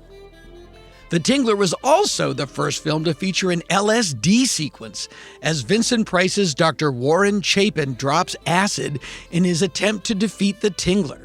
Years before the Electrid Kool-Aid acid test and a full decade before Blue Boy freaked out on Dragnet, Vincent Price was letting his freak flag fly on movie screens all across the country. Next up, 13 Ghosts, filmed in Illusion-O, which gave viewers special tinted glasses which allowed them to see or not see the ghosts on screen. Homicidal, a half-hearted Psycho ripoff, featured a fright break. Just before the climactic scene in the film, a countdown clock appeared on screen, giving patrons 45 seconds to flee the cinema and get a full refund. Now, some wily patrons simply sat through the movie a second time and left at the break to get their money back. To prevent this in the future, Castle had different colored tickets printed for each showing, but some wiseacres still demanded their money back. Filmmaker John Waters, a huge William Castle fan, described Castle's response, and I quote, "William Castle simply went nuts. He came up with Coward's Corner, a yellow cardboard booth manned by a bewildered theater employee in the lobby. When the fright break was announced and you found that you couldn't take it anymore, you had to leave your seat and, in front of the entire audience, follow yellow footsteps up the aisle, bathed in a yellow light, and before you reached Coward's Corner, you crossed yellow lines with the stenciled message, 'Cowards, keep walking.' You passed a nurse who would offer you a blood pressure test. All the while, a recording was blaring, 'Watch the chicken! Watch him shiver in Coward's Corner!' As the audience howled, you had to go through one final indignity. At Coward's Corner, you were forced to sign a yellow card stating, "I am a bona fide coward." And on the gimmicks went. 13 Frightened Girls featured 13 of the most beautiful women from 13 different countries. Different areas of the globe had different versions of the film featuring the actress who was closest. In Zotz, Z-O-T-Z, exclamation point, everybody got a magic glow-in-the-dark coin that did something. In Mr. Sardonicus, theatergoers could vote on the villain's fate with a punishment poll, which would determine which final reel of the film would be shown. The gimmicks were starting to grow a little threadbare. So for his next film, 1964's Study in Axe Murder, Straight Jacket, the gimmick was a bona fide movie star, Joan Crawford. An up-and-coming George Kennedy is also on hand, and at one point loses a fight to some drying laundry. You have to see it. Joan Crawford also appeared in Castle's next film, I Saw What You Did. Great title. And although that film did have a gimmick, the back 2 rows of the theaters had seatbelts installed and were labeled shock sections to ensure cinema-goers weren't shocked out of their seats. But make no mistake, the draw was definitely Joan Crawford. After the release of I Saw What You Did in 1965, Castle was looking about for his next project. He read the galley for a soon-to-be-published novel by a guy named Ira Levine called Rosemary's Baby. Castle, again, mortgaged his home and got the rights to the book prior to publication. William Castle saw Rosemary's Baby as his shot at moving into the mainstream, where he could just make movies, no gimmicks, no seatbelts, no sizzle required. He was able to get it greenlit at Paramount Pictures, but the studio's new boss, Robert Evans, flat out refused to allow Castle to direct the film. Did he have somebody else in mind? You bet your ass he did. Evans persuaded his friend Roman Polanski to come to America and make Rosemary's Baby as his Hollywood debut. To star in the film, young it girl Mia Farrow was cast. Well, they wanted her to be cast, but there was a problem. Farrow was going to star in Frank Sinatra's The Detective, and to do Rosemary's Baby, she would have to bow out. This was complicated as Farrow was married to Frank Sinatra. They had tied the knot the year before when Farrow was 21 and Sinatra was 50. But Evans knew how to talk to an actress, and Farrow agreed to drop out of The Detective and make Rosemary's Baby. Sinatra, always calm and reasonable, divorced her. The two remained friends, and as a gesture of goodwill, Mia arranged it for her son Ronan Farrow to look just like Frank. Castle did produce Rosemary's Baby. At least, he had a producer credit. And he has a cameo in the beginning of the film as the guy waiting outside the phone booth while Mia Farrow is trying to get in touch with her obstetrician. Rosemary's Baby was a super-duper smash hit. But regrettably, Castle wasn't able to cash in on its success. A lifelong smoker, he suffered kidney failure not long after Rosemary's Baby's release. And by the time he was well enough to direct again, between Rosemary's Baby and the subsequent headlines around Polanski's inadvertent ties to the Manson murders, any publicity or momentum Castle might have had was gone. It's important to note regarding the Polanski involvement with the Manson murders, as I said, Sharon Tate was his wife. In the media, before the murders were solved, the tone of the press coverage was, Sharon Tate was married to that guy that made the Satan Baby movie. And these hippies get into all kinds of stuff. What kind of devilry were these druggy counterculture hippie types getting into? In other words, what did those people do to deserve this? If you ever see the Life magazine with Is Paul Dead on the cover, it was published just before Manson was caught. And the op-ed at the beginning of that issue is all that. Oh, we might never find these people. Those hippies were into some weird crap. Anyway, William Castle's final film was 1975's Bug, which did have a gimmick, a $1 million life insurance policy on the film's star, a cockroach named Hercules. Maybe he was French, and his name was Hercule. Bug, by the way, is a wild movie. It's about a new hybrid species of giant, psychic, super intelligent flying cockroaches who burst into flames when cornered.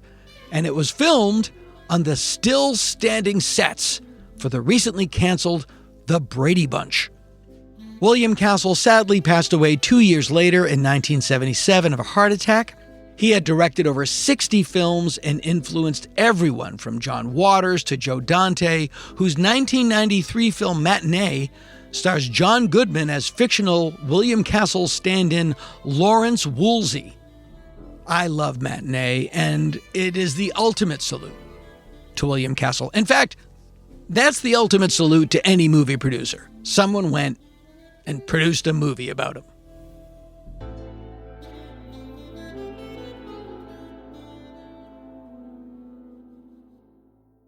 Listen to William Castle, whom the Saturday Evening Post calls the master of movie horror. Do you believe in ghosts? I do. And you will too, when you come to this theater and see my picture, 13 Ghosts. When you see 13 ghosts, you'll be given a supernatural viewer like this, which will enable you to penetrate for the first time into the spirit world. More to come from the Dana Gould Hour.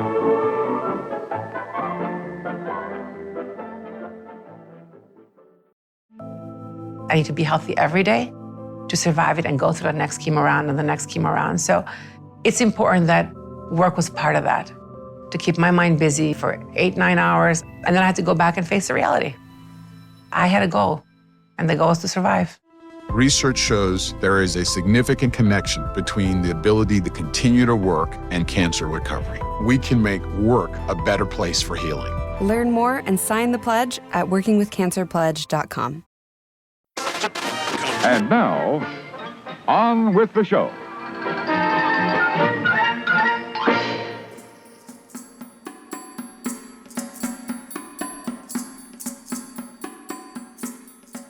It's a sun-dappled day high atop the Mulholland Drive view shelf here in sunny Southern California. We're coming up on a big event in Southern California that we call Midsummer Scream. And what Midsummer Scream is, it's a big Halloween event that tells people that we're halfway to summer. Halloween season is about to begin. There's already a Halloween aisle at Michael's Art Supplies. We get into it early. We get into it hard. That's why I live here. In the past, I guess 3 decades, we've seen Halloween become a huge business. It's an industry, in the United States. And I'm sure there's many socio-cultural reasons why. And one of the knife's edge, the piercing point of that was a place called Spooky World that was in Massachusetts. And it was, for lack of a better term, America's first horror theme park. It was more than a haunted house. It transcended just Halloween season. And it's just one of these things that happened. And then like dandelions, these things just started to sprout up everywhere. And nothing makes me smile more than events like this. And there's a really great book about it. It's a beautiful book. It's called Behind the Screams at Spooky World: The Secrets, Scares, and Stars of America's Original Horror Theme Park. And when you have a book that has forwards by both Linda Blair and Alice Cooper, you put your money down on the counter and you take that book home. And the author and the mastermind of Spooky World, the Walt Disney of Spooky World, is here today. David Bertolino. How you doing, David? All right. To the uninitiated, if you're describing what Spooky World was, how would you describe it? Because it's not just a haunted house, and it grew from when did it open? Let's start that way. Let's go through this chronologically, because it is a thing that takes on a life of its own. Spooky World was greater than the sum of its parts. Yes, well put. It started in 1991 as just this little hayride.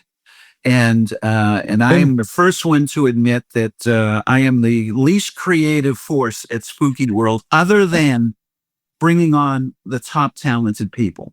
You're very modest to say that, but I also love how in his intro, Alice Cooper says, "Dave wasn't always the smartest guy in the room," but thanks, Alice. Well, Tom Savini reminds me of that every time I see him. Before I got there, he would say, "You had a shitty little hayride." But that shitty little hayride, as he calls it, grew from, we were expecting 40 people a night. And I borrowed $150,000 and thinking, even right up till opening night, I'm going to lose my shirt. I owe $150,000. I'm doomed. We had a 10-year loan, which, by the way, on day one, instead of the 40 people it took to break even nightly, we were doing 2,000 people a night. In October, we had 60,000 paid admissions in year one. Okay, so let's go right to there. It's 1991.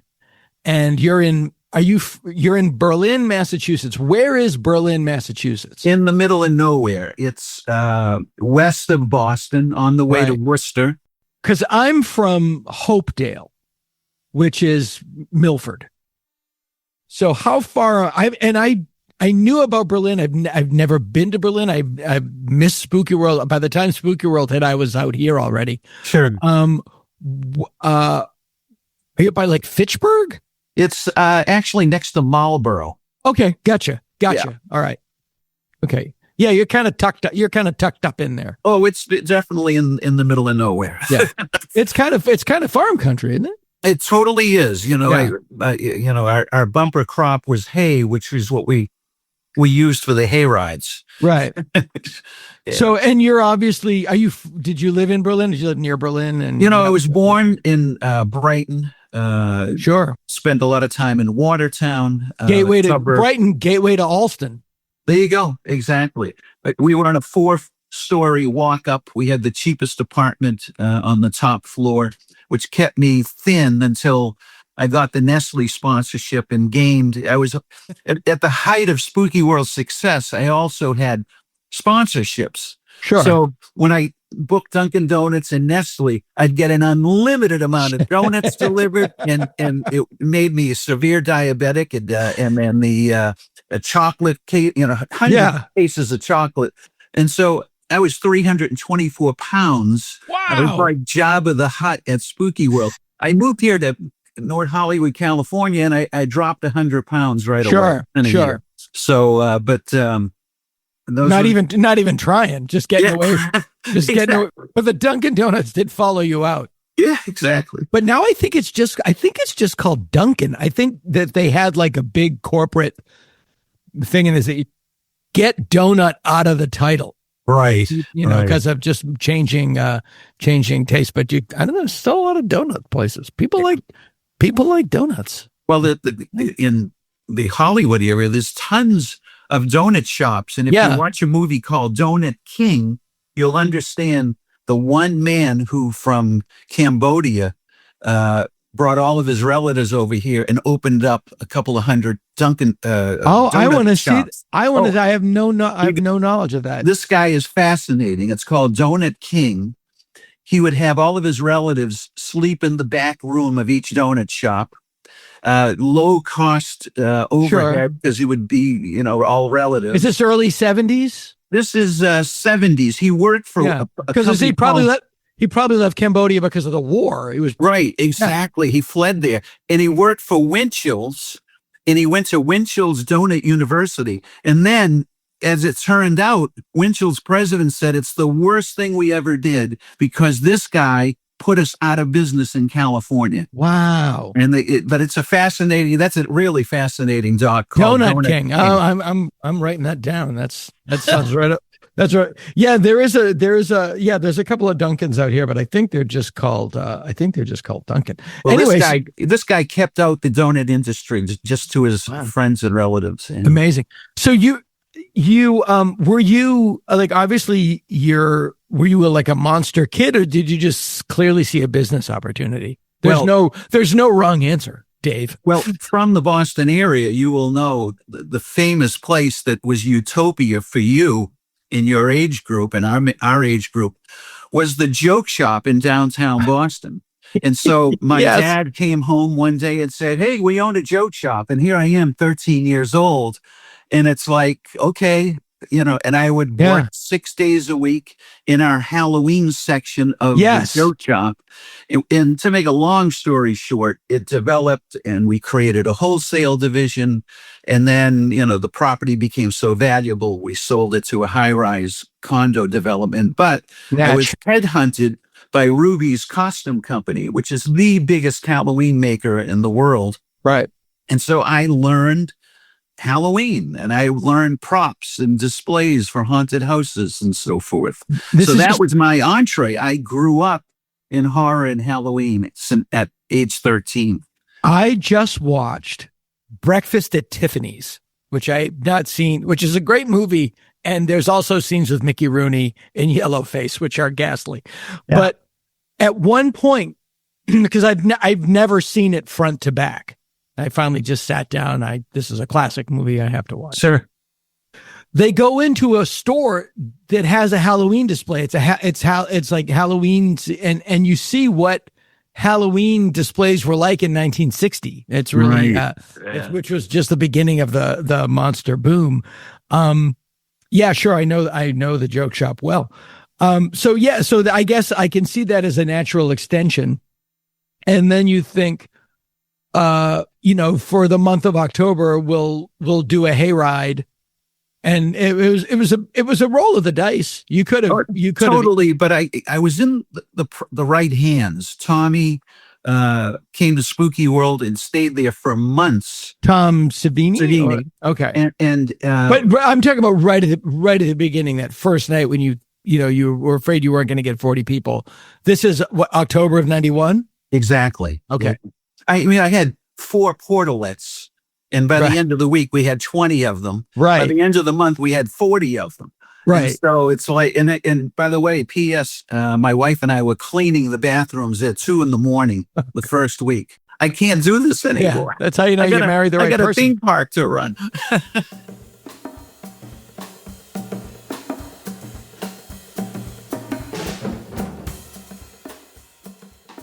And so that was just, it was the hayride with people jumping out, I'm assuming. And exactly. We built such 22 stage sets along the way. The wagon would stop at each one. And by the way, year 1, we had these hay wagons that held 30 people. By year 2, I had to redesign them. By the Amish, I had them make 10 hay wagons that held 70 people each. And every 2 minutes, a new wagon would go out. And those are built by the Amish. Built by the Amish, Berlin, right? Or is this for thine spooky display? Yeah, yes. No. And it, it just was a runaway train Fellini circus every night. That is amazing to me. And so you paid off that you had to pay off that first loan, then I'm assuming you had to get another loan right away. Honestly, it's self-funded.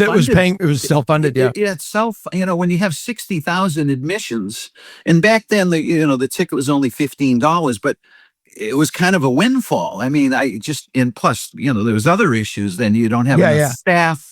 You don't have enough, zoning, fire, all that, permits. Well, it's funny. The town wanted me so badly because I was going to restore these barns that were built in the 1700s. And that was the agreement that they would give me the licensing if I did that. And I really believe that many of those town officials thought this guy is going to rebuild these barns and then he'll go out of business and we don't have this eyesore. We don't have to do it. Yeah, but instead it flourished. It was phenomenal. I mean, we put Berlin, Massachusetts on the map. We were the largest employer in the area.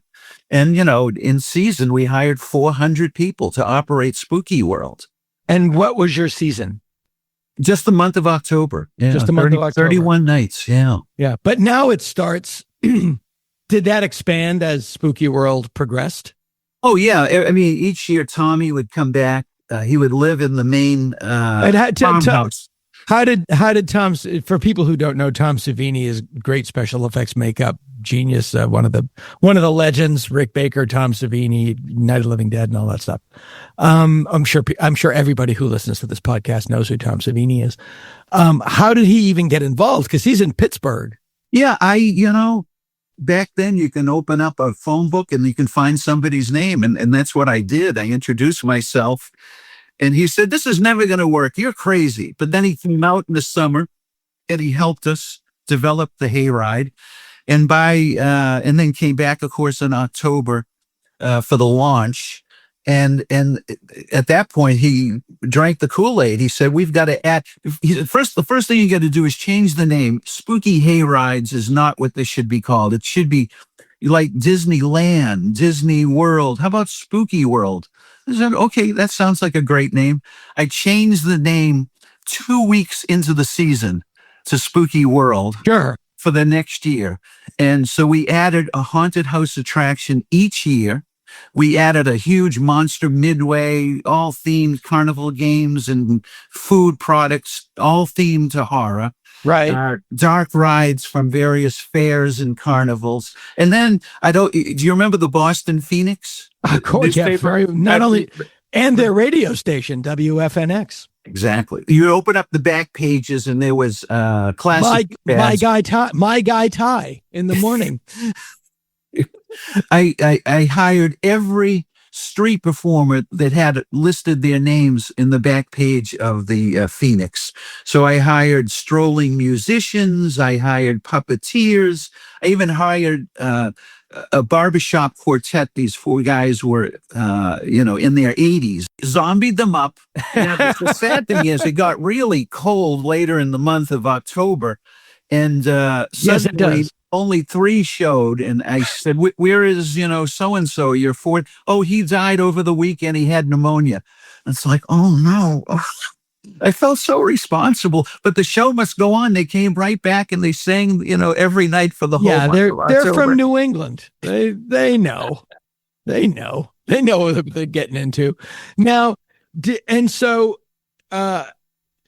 you had to expand your real estate commitment, I'm assuming, as well, right? You had this thing is growing. Was there ever talk about going? This is my question, and you know the answer. Was there ever talk of going year round, or does that kill it? Because it's like this happens now, and you can, because here all of the horror things, and they're legion, and it's the greatest, and it's coming up around the corner. But they start a little bit earlier every year. They start, they get into like September. It starts now. It kind of starts beginning in September. And I thought, like, if there was a year, like every Saturday night, there was a year-round horror maze, would kids go? Or is it, no, it's like Christmas. You get it for this period and then it's gone. I think I agree with that viewpoint, only because over the years, I've seen other attractions trying to open early, with the exception of maybe Knott's and Universal. The independent people don't seem to be able to draw the audience. I mean, we didn't even draw much of an audience until the second week of October, which is why I would have, one of my staff people during the summer contact every children's charity that's out there and offer them a free ticket if they put it in a letter requesting it and how their charity is needy for that, Right. use. Well, I would take these letters the end of August to all of the potential sponsors that turned me down. And I said, "Okay, you don't want to buy a sponsorship.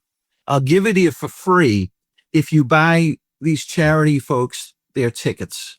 Smart. So ultimately, all of those charities populated Spooky World the first week of October, which is the quietest week. The quietest week, and they're not going to turn down the Dana-Farber Cancer Institute or whatever it is. Bingo. So ultimately, I kind of disproportionately balanced my throughput. That's really by doing that. See, that's why you would be successful and I would not be successful. Because I can't think like that. I don't have that. That's I why don't have that chip. And Savini has that chip when it comes to creativity. I'm an idiot. But No. Somebody has to put their name in the lower right-hand corner of the check, David. Good point. Okay. I'll go that far with you. Yeah. And so did Savini, he would come up for the season? Would he like stay in a hotel or rent a place? Or? Oh, yeah. No, he initially, before I got to know him, I put him up at the luxury Super 8 hotel nearby. But then he loved... It would be him and a bunch of hunters. He loved the old farmhouse. So we added furniture, bedroom set for him. He actually wrote one of his books. I think it was Bizarro that he wrote on the second floor of the farmhouse. But he would be doing writing at night. Sometimes he'd call me in the like at 1 o'clock in the morning. Hey, I got a question. Can we do?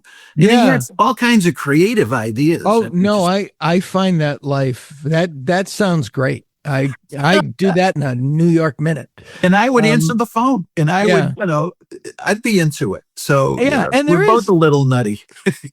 And it's funny because New England is specifically there's a genetic appeal for this stuff in New England. Not only, I mean, going back to its origin as founded by people in a religious cult, which the Puritans and the Pilgrims were.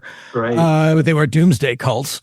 And the witch burnings or they weren't burned, they were actually hanged. But there is something very intrinsic in the New England mindset that loves this stuff. It's a part of you. And Pennsylvania too, it's all of a piece. It's interesting that it's so big here in California, which but I think that comes from a different school. It's more of a business thing, and there's not the sociocultural aspect of it, but Salem and there's a reason Dark Shadows was set in New England. And, sure. Yeah. I mean, Michigan. I think New England is the Halloween capital of the world between, Lizzie Borden, Salem, Mass witches, the Salem Wax Museum, the witches museums, the, House of Seven Gables, Spooky World, of course, but we so much to draw from. Yeah. And Salem, the thing that Salem is the most famous for, the Bunghole liquor store. Oh. There's a liquor store in Salem called the Bunghole, and it's giant neon letter, the Bunghole. I'm like, this, I know that you are making a nautical reference, but you need to check this out online. Yeah, exactly. There you go.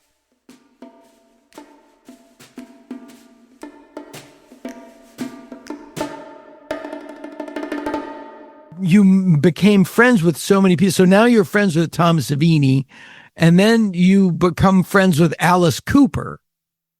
How did that happen?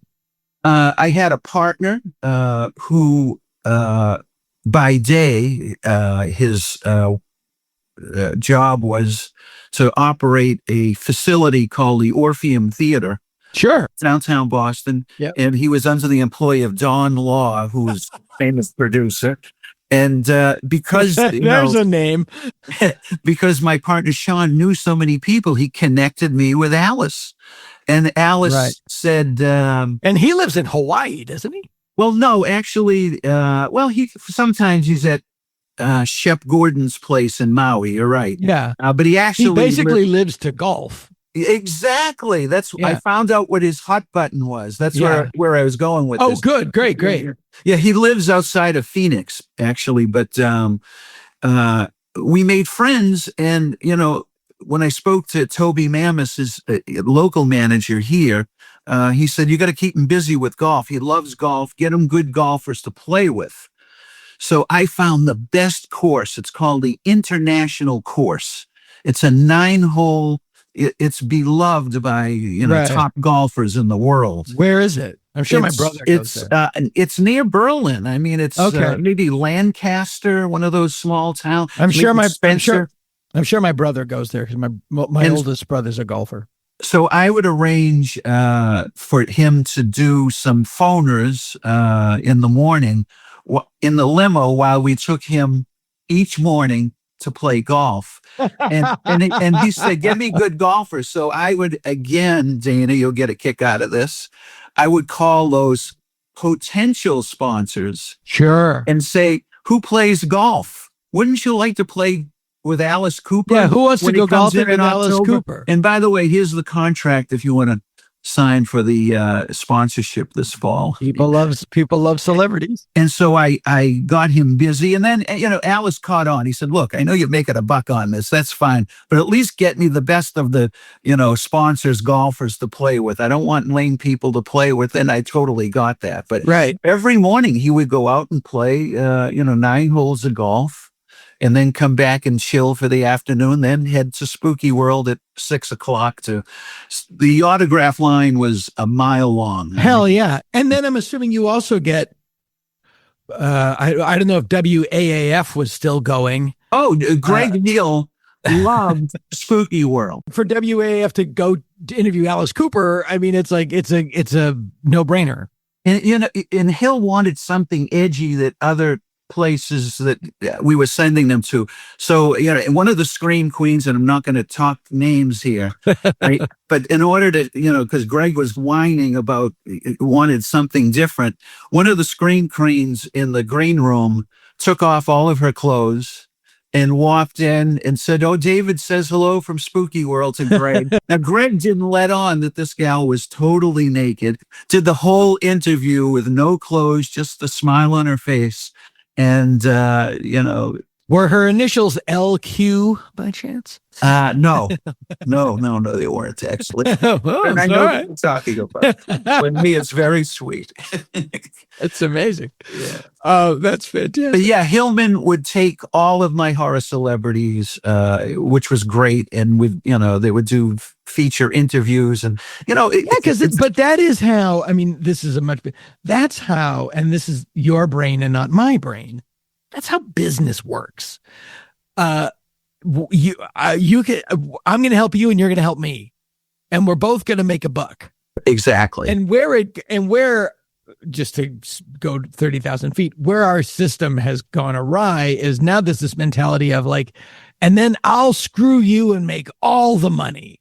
Like, no, where did that happen? Yeah, but it's like, what if you made some money and I made some money and then the people that worked for us made enough money to live and then everybody made a little bit of money, but nobody made all the money and everybody worked and got along.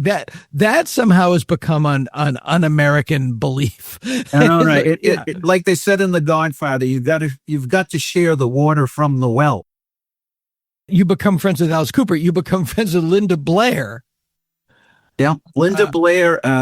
She, first of all, you have to remember, Dana, there's very few Halloween attractions back in 1991. Yeah, wait. By the time Alice and Linda shows up, where are you? Are you mid 90s? Well, no. I reached. Alice came started in 93. Linda started in 92. The whole event started in 91. There was zero cons. It was Weekend of Horrors. I remember that, my friend Tony Timpone was operating for Fango. Chiller was still going. Chiller was going, wasn't Kevin it? Clements had a great event there. Very few.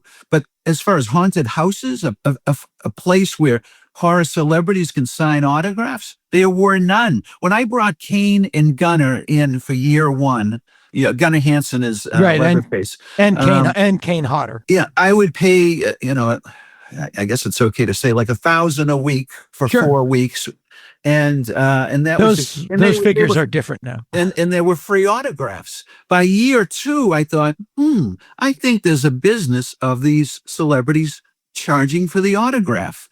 And as I was yelled at by Bloody Disgusting over the weekend, I guess David was the person who started the horror celebrities charging for autographs, but it changed the whole situation, the whole world for them. When I see Kane, I have to interrupt just because people need to know that their Bloody Disgusting is it's a website, but it's also the name of a corporation. Right.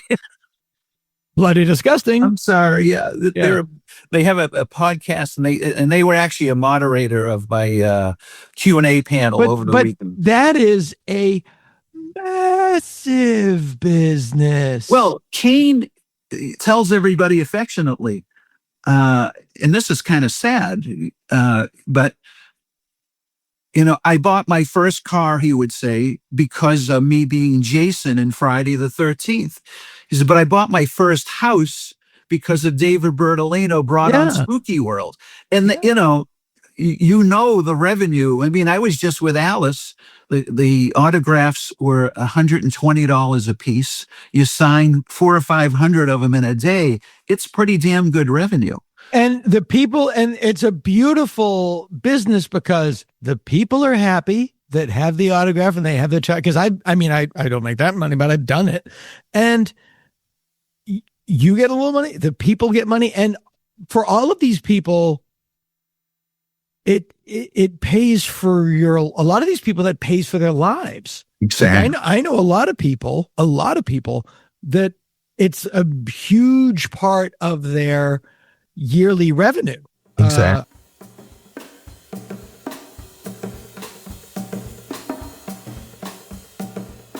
My wife and I spent 10 minutes at Comic-Con in San Diego talking to Gary Lockwood, and I watched Gary Lockwood flirt with my wife. It was fantastic. And but like I value that. I value that time and that photo, and it's kind of a beautiful thing. And because these people, people assume if you've been in a movie that you're rich, and that's what the fans think. Yeah. Yeah. And you get residual checks for $11, $1.23 because Herbie the Love Bug aired in Bulgaria. So it's really, and what's interesting is that wasn't even the focus of Spooky World, but that business grew out of it. Grew huge. And I got to tell you, there's a number, right now I'm working, just finishing a second book for my publisher called, The Bucket List, Top Horror and Halloween Events in America. And I called personally, the top 10 horror cons that we've voted on. And 3 of them got started because of Spooky World. That actually came to Spooky World. And now one of them you might know. Do you know Spencer Charnas over at, he has a group called Ice Nine Kills.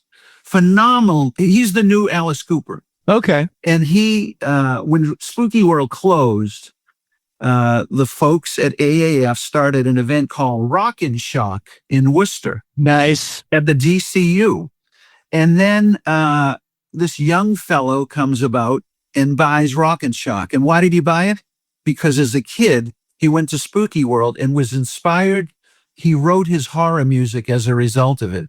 That's great. When I started shooting Spooktacular, our documentary, which by the way is on Amazon, he approached us and said, I'd like to be part of this doc.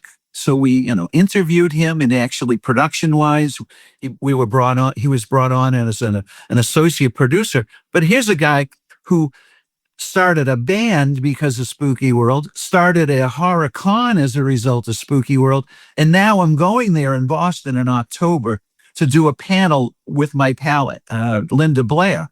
And you mentioned Joyce Kilhawick. We just invited her to be moderator because Joyce came to Spooky World several times. So I need to give some backdrop to this.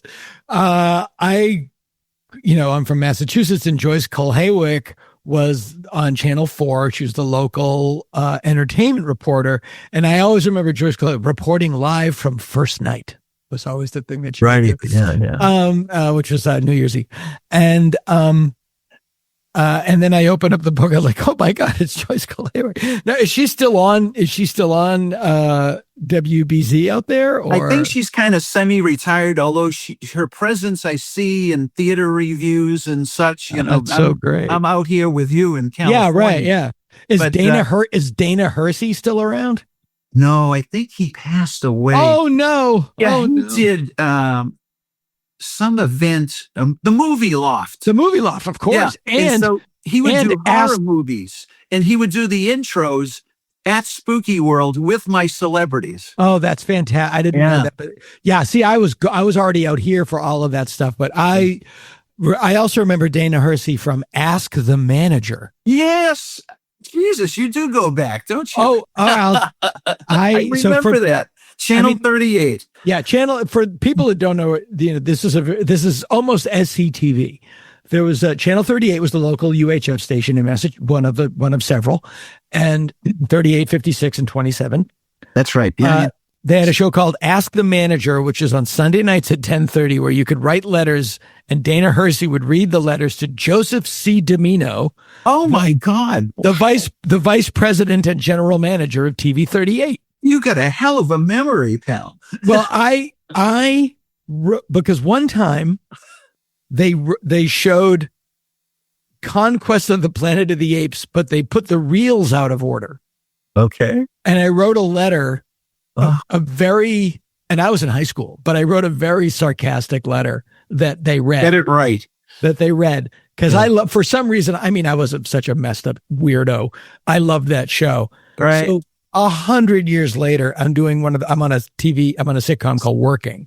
And you do one of those round robin press events where a reporter comes in from, Michigan and asks you the same 5 questions. And then another reporter comes in from, Austin, Texas and asks you the same 5 questions. Dana Hersey comes in and I stop him and I go, you read my letter on Ask the Manager. Oh God. And when I started telling the story, he goes, stop.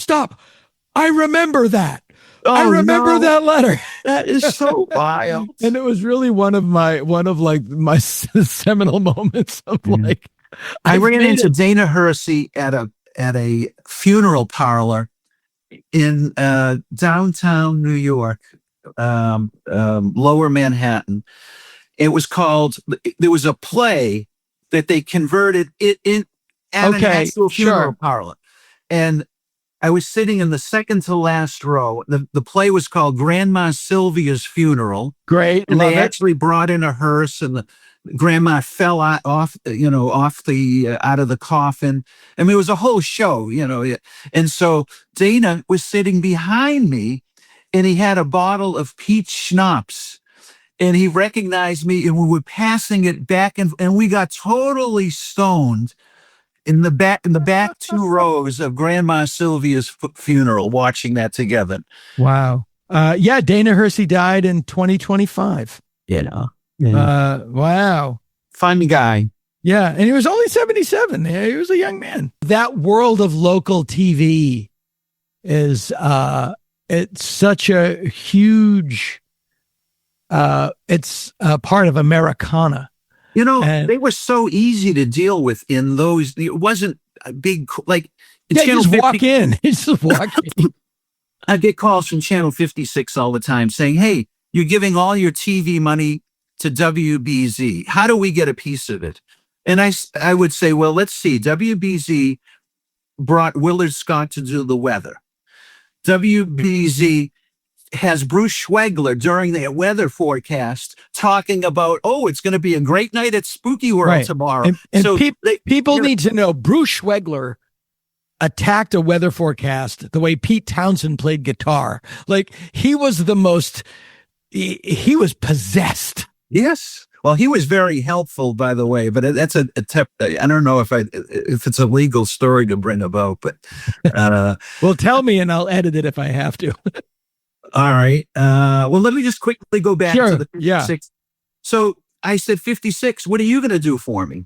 I looked at their programming. They had the WAA, World Wrestling Federation. Yeah. And it was different letters then. Anyway, they agreed to bring a wrestling superstar to Spooky World every Friday night. And I said, well, will you have your cameras broadcasting them? Oh, we can't do that. And I said, well, you saw Willard Scott do the weather. You have a guy, Mike Wonkum, have him do the weather every Friday night after they shoot the wrestlers. They agreed. So I owned Channel 56 during the news every Friday night during the month of October. I go back to Swegler. WLVI? I think it might be. Yeah, WSPK TV 38, WLVI TV 56. Yes. Okay, Schwegler. I don't know if this is legal. I think it is. Listen, I'll cut it. Just tell me. No. I think the statute of limitation is over. I bought weather insurance. Now, one of my closest friends and my vice president of Spooky World is Fred Sherman. He's producing a show for Tom Bergeron called People Are Talking. Tom Bergeron. So, I said to People Are Talking. Yeah, I said to Freddie, I wonder if it's going to rain. If there's patterns here. And he said, I got a friend of mine, Bruce Schwegler. Let's ask him if there are any weather patterns that you should be buying.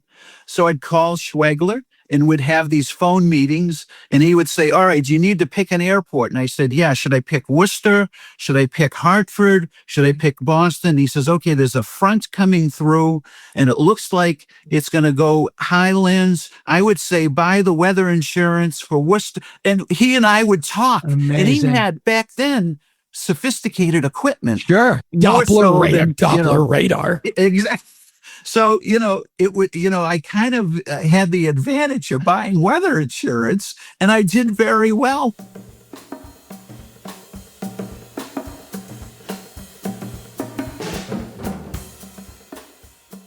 What were the years that Spooky World was extant? It started in 91 and 91, you wrapped in. And then we moved to Gillette Stadium, deep in the woods at Gillette Stadium in 1999, I believe. You're kidding me. Yeah. So we operated in Berlin until a building inspector who wasn't feeling warm and fuzzy. Yeah, that always happens. Yeah, and he was very upset that the selectmen were working for me at night. The police chief was working for me. The fire chief was working for. So he wasn't in on the gravy train. Yeah, he wasn't wet. His beak was dry, and he was annoyed. And so as a result, he put in through the state some emergency order to close Spooky World because of imminent life danger. A tale as old as time. Yes, it's Shakespearean, isn't it? Yeah. Ugh. So annoying. So then you moved to, and that's that happened out here with Boney Island. I'm sure you know about Boney Island and all those things. So then you moved to Gillette Stadium. Yes. Which is a controlled environment. Yep. The Crafts had unlimited parking. Right. And they had agreed to refurbish their horse. I never realized there was a horse racing track in Foxborough. And so they gave me all the stables, and we refurbished them and made 6 or 8 haunted house attractions out of them. Great. And one of the buildings we actually drove through, which was a great controlled environment for the hayride. And it was really high tech. It lost its country intimacy, the smell of cow manure.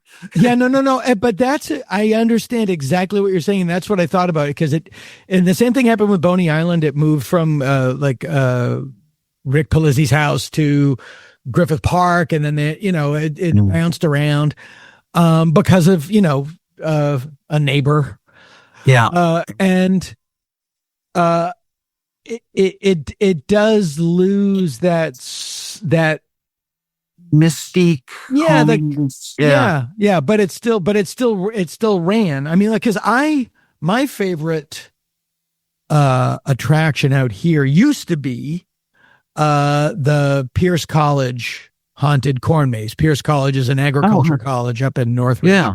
And they had a cornfield, and they carved a maze into it, and they built a couple of mazes, and it did feel, and it was the high school kids and the college kids would work at, and it felt like you were in Berlin, Massachusetts. That's why I love it. You'd smell manure and fertilizer and corn and it was great. And then that closed. Sure, I go to Universal Studios, but that's like going to the airport. Totally hear you. Yeah. Totally. But there's some great ones, like Knott's Scary Farm is great. I mean, there's 100 of them. And they're really great, but there's one, I forget the name of it. out here that I love because it's in a half-empty shopping mall. Oh, I'll tell you what it is. For my second book, this top 10, I gave a top 10 award to an event called Reign of Terror. That's it. And they're in that shopping mall area. Yeah, that's a good one. They set up all year, but they're only open in October. And I got to tell you something. Phenomenal. Yeah, it's great. Unbelievable haunted attraction. That couple is doing a fantastic job. And a great use of a dead mall. Yeah, exactly. Yes. Yeah. No, they got our top 10. They're in our new book. Yeah. They have a top 10 award of being one of the top attractions of all of America. And it's right here in Thousand Oaks, maybe? Yeah, it's like Thousand Oaks, maybe. Yeah. And again, what's great about these things is it's real. It's tactile. There are people in costumes. Yeah, people in costumes. People, you can touch it. It's not, there's nothing digital. Right. And it's very life affirming. So when did Spooky World shutter? It never did. Okay. The Crafts and I, we lost some of the space to luxury parking. Sure. And so it moved to Litchfield, New Hampshire. Okay. And where it haunts continuously every October. Okay, and so it's still going in New Hampshire. It's still going, and I got to tell you something. They greatly expanded the Hayride, which is the feature event, by the way. Right. And it's phenomenal. In fact, I'm going back there this October. I already asked Linda Blair if she would accompany me, and we'll go on a hay wagon together. I haven't been on a hay wagon with her for 30 some odd years. Oh, wow. I always go to Griffith Park Haunted Hayride, which is it's funny. I didn't know who those people are, and I set up. I did a book signing at Monsterpalooza. Incredibly busy signing table. Sure, right I can across imagine. from Tom Savini, and one of the first people who bought like several books. So I signed them for the names he gave me, and I said, "I'm just curious. What do you do? Are you in this industry?" And he said, "My name is Chris, and I own L.A. Haunted Hayride." And he also, his company, 13th Floor. Right, I know 13th Floor. Okay, they produce Halloween events throughout the country. Tons. Yeah, great. So it was just an honor to meet this fellow, and he paid homage to David, and I paid homage to Chris, and it was a nice encounter. There's another. Do you know Samantha Hale?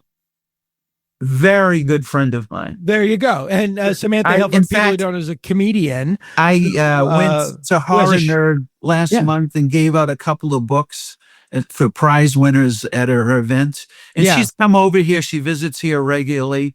I hang out with her at the Improv. She's a comedian who has a show called Horror Nerd. It's one of my favorite shows to do. And it's a horror-themed stand-up show. And as I'm sure you know, she is the granddaughter of the skipper, Alan Hale Jr. Yeah. It's great. That whole community is one of my favorite things. I introduced her to David Marklin, who owns Midsummer Scream, and for the last 3 years, she's been doing Midsummer Scream as a result of that. So they have good company there. What is the place in it? Might have been there's a place that was like a month ago, 2 months ago in Pasadena. There's an area in Pasadena that it's all these old Victorian houses. And what had happened was that these Victorian houses that were dotted all around Los Angeles. I mean, Los Angeles is one of those things. It's like somebody said this. I wish it was me. It was like a masquerade party and all the buildings came as different styles of architecture. Like there's nothing cohesive, but like a mid-century modern house next to a Victorian house next to a Dutch American house. But they literally trucked, they excavated all of these old Victorian houses and put them up in this area of Pasadena where they're sort of protected and nurtured. And they had a Halloween event like 2 months ago. I don't know what it's called, but yeah, it was, it's just like they're dotted all through the year. Oh, that's interesting. I'm not familiar with that. Yeah, Samantha I know that Michael Rothman podcaster, he's living in the Laurie Strode house from Halloween. Sure. And so I know he's got a kind of a Victorian look house there. Did he buy the house to live in the house? Oh yeah, he's living there. Oh, that's great. My friend Mary Reber lives in the Palmer House, the Laura Palmer House in Washington. Maintains it and cultivates it as sort of a museum. Not a museum. It's more like an experience. Yeah, you're like the curator, right? yeah, exactly. She curates it, and you can go there and be in it, and it's the greatest thing ever. It's the greatest thing nicely done.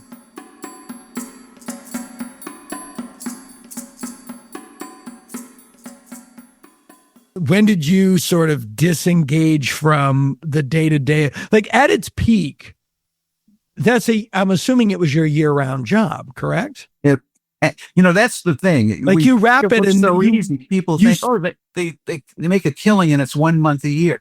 My office of staff of 6 people were operating 12 months a year. Yeah. We were contacting charities. We were buying media. We were arranging sponsorships. We were buying block time of radio and, developing the celebrity lineup because we would rotate the celebrities every weekend. Yeah, that's a year-round job. It's an all year. If you treat it that way, it's worth putting the effort into it. Right. Yeah. So, because I know the people that run SF Sketchfest, it's 6 weeks or 4 weeks or whatever it is, but it's year round. It's a full-time job. What was the longest period it was open for? Like, did you get to the point where you were starting at Labor Day and going through hell, or was it always just October? It was, I tried to open it a few days earlier, but it just didn't quite make sense. Right. Instead, especially it's like Christmas. It's a mood. Exactly. It's a mood. Yeah. I mean, if I was just a retailer, I guess, I'd pull a Home Depot and put out my Halloween stuff in July. But this more is a state of mind. Like, it's a calling to say, okay, this is where we're celebrating the holiday. It takes the life out of it to have it in August or September. Yeah. I mean, it does start. I mean, here it's by August, you're Halloween deep here. Sure. And my complaint with that is they're done before Halloween. Yeah. The third week of October, they're putting up Christmas stuff. It's like you're sort of missing the point. I mean, I would add on other events that didn't have anything to do with Halloween just to draw a different audience. I would do car events. I brought in George Barris, who brought in the original Batmobile and the original Munster coach. And, that would bring the car enthusiasts. I brought in, various singing clubs to sing on the karaoke stage. Again, just to develop a new audience. I would bring in celebrities like the cast of MASH or cast of Dawson's Creek, just to bring in a different group. Let's talk about some of the celebrities because you don't think of Berlin, Massachusetts as a place where you can see a famous person, right? But who are the people that you brought through in addition to like Linda Blair and Tom Savini? I brought in Elvira. Elvira came. Sure. Jamie Farr, Gary Berghoff, Loretta Swit. The cast of the scary cast of MASH. From Dawson's Creek, we had Kerr Smith. We had the WF wrestlers every Friday night. We had the Undertaker. I remember there was one of the wrestlers couldn't make it. He was ill. So they called me from Stamford, Connecticut and said, listen, I'm sorry, this so-and-so can't make it, but we have this up-and-coming guy and just bear with us. And I said, who's the name? It was like an unknown name. And I said, you owe me one. And they said, okay, all right. So they sent this unknown guy and his dad, who was living in New Hampshire. They drove up together. His name was John Cena.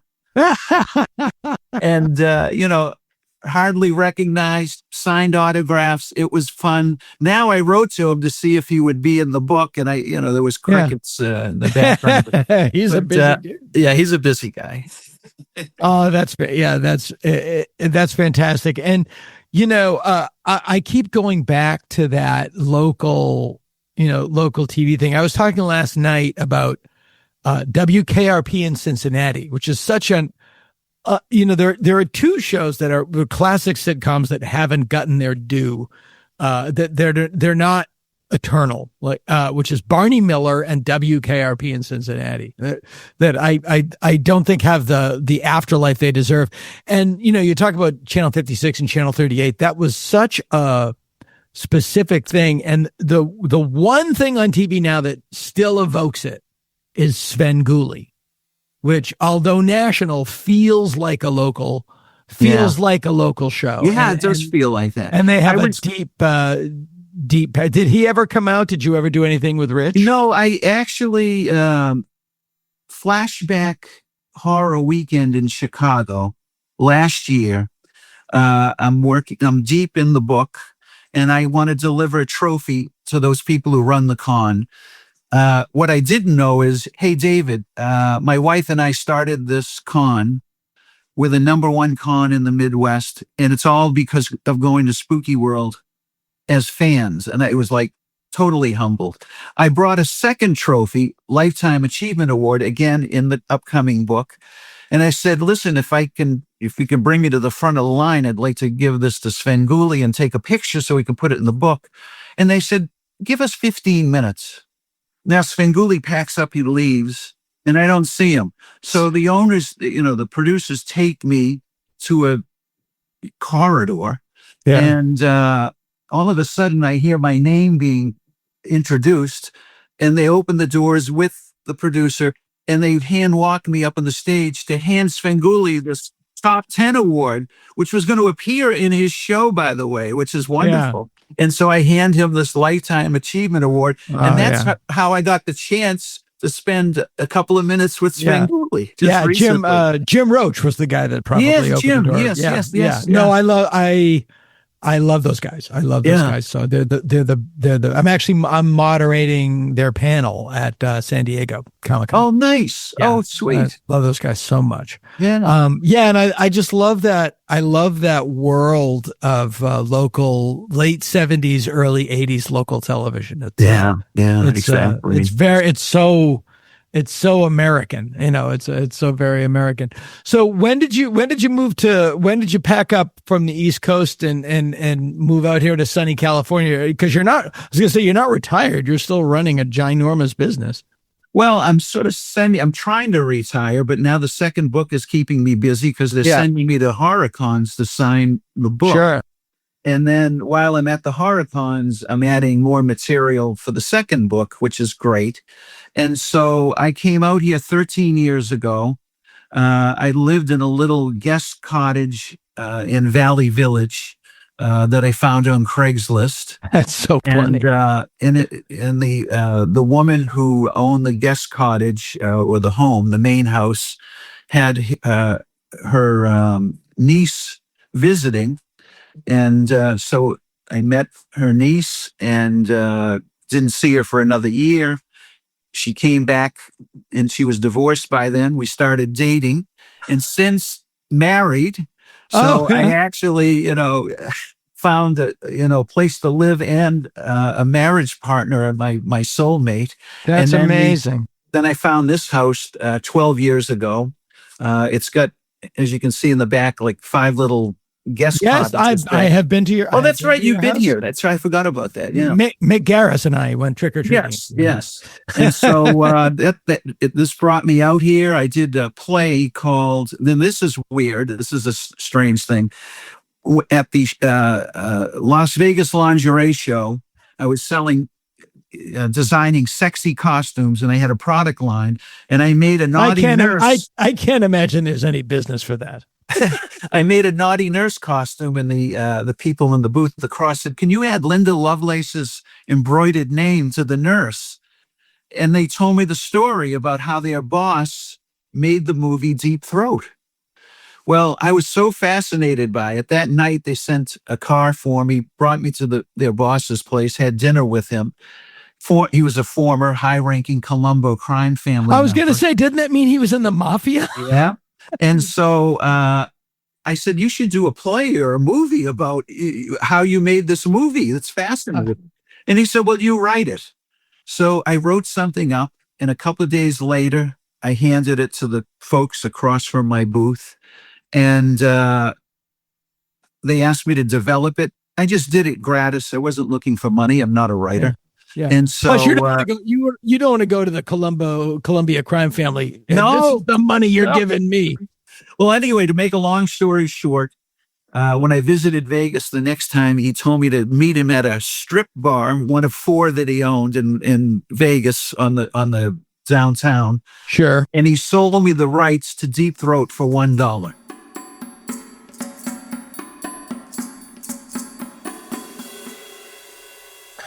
So I developed a stage play that I ran in New York called The Deep Throat Sex Scandal. Yep. And then I moved it to the Zephyr Theater on Melrose back about 8 years ago. And it did fairly well, actually. It was a 2-week run. I extended it to 13 weeks. I got a special allowance from Equity to raise the price from the would you send me that to read? I would love to read that. When I opened the play here, it was a huge success. And part of it was I had cameo players that were actually from the porn industry. Sure, of course. I had Herschel Savage and Nina Hartley and Kay Parker and Ginger Lynn and Amber Lynn and all it, and they would work a weekend, small dialogue. I sprinkled in some mainstream, like Bruce Valanche played the judge who sentenced Harry Reeves to jail. That's so great. Christopher Knight from the Brady Bunch. Peter Brady. A bit part in the porn theater scene. So it's all my I had friends who populated this, and it was a great fun play. It ran 13 weeks, standing room only, sold out every ticket during its run. What a great please send me that. I really want to. There's more to it. There's more to it. It's so great. Well, here's a movie that cost $25,000 to make and grossed $600 million in 1970s dollars. Yeah. It's one of those. It's one of those. The most. It's profitable by in contrast to money spent to make it. Right. That's. I got the inside stories from. The people. And there was a lot of that money was in paper bags. Yeah, exactly. And they owned the theaters. They were running the theaters 24 hours a day. Yeah. And there's a line at 3 a.m, 4 a.m. You couldn't get in. Because it became, and this is a whole other thing, also a great title for something, porno chic, where the upper crust. The upper crust would go and watch this porno movie because it became cool and fashionable to go see it. Not to digress, but just what you just said was labeled by is it Ron Galella, I think was the photographer. The luckiest thing that happened to Deep Throat and to Ron Galella was he heard that there was a couple at the theater on 23rd Street that went to see Deep Throat. So he waited till they got out, took a picture of them underneath the marquee Deep Throat. And here it was, Andy Warhol, arm in arm with Jackie Kennedy Onassis. Yes. Every ticket in America was sold out from that point on. Huge. Yeah. And that's what, 73? 72, 73. Yeah. Wow. When the nation had bell bottoms. Exactly. And giant sideburns. Well, so the book is called Behind the Screams at Spooky World. I've got my copy right here. It's a beautiful book. The photos are amazing, and it's really, I mean, this stuff is still going on, but it is such a chunk of Americana. It's really beautiful. So you can buy it at a bookstore. Go to a bookstore and buy it. And if not, you can buy it online. Do you have a website specific to all of your stuff, or do you just? I have it, David-Bertolino.com. Let's spell that for people. David Bertolino. Correcto. Bertolino, just as it sounds. And then your second book is coming out, and that's called Top Horror and Halloween Events in America. And the documentary is called Spooktacular is on Amazon Prime. Amazon. It's on Hulu. It's on Shudder. Bought it now. Yeah. Oh, good. It's everywhere. Yeah, it's a thing. It's great to see. I've seen it. It's a thing. It's a thing of beauty. Thank you. Yeah. Well, thanks for taking the time. I recommend everyone go out and buy Behind the Screams at Spooky World. And just if I may say that I'm at Midsummer Scream, August 7th through 9th. Signing the book. I'll be in the lobby. In addition, I'm doing a And where Q&A. is Midsummer Scream for That's people in who don't Long know? Beach at the Long Beach Convention Center. And you know what's cool about this con? It's very different. Is they bring in about a dozen haunted house attractions, and they actually build rooms from their actual haunted houses, populate it with their best actors. Yeah. So you get to see all of these events. It's a thing of gratis beauty. from them. It's wonderful. Yeah, it's a thing of beauty. It's really well done. I love it.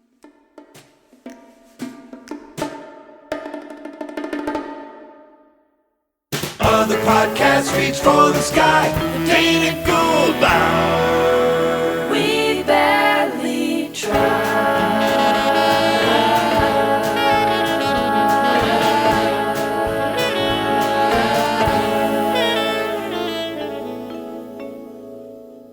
This has been the Dana Gould Hour, brought to you by the Internet. Music by Andy Paley with Jake Posner behind the board. Graphic design and web production by Spencer Hunt and Segan Friend. Sound editing and post-production by Jalinda Palmer and Joe Napolitano. Tom Kenny speaking. I'm a DJ, I'm a DJ, I'm a person, I'm a person, I'm a singer, I love to sing and DJ. Boom! Peace out! You want me? Peace out! Boom.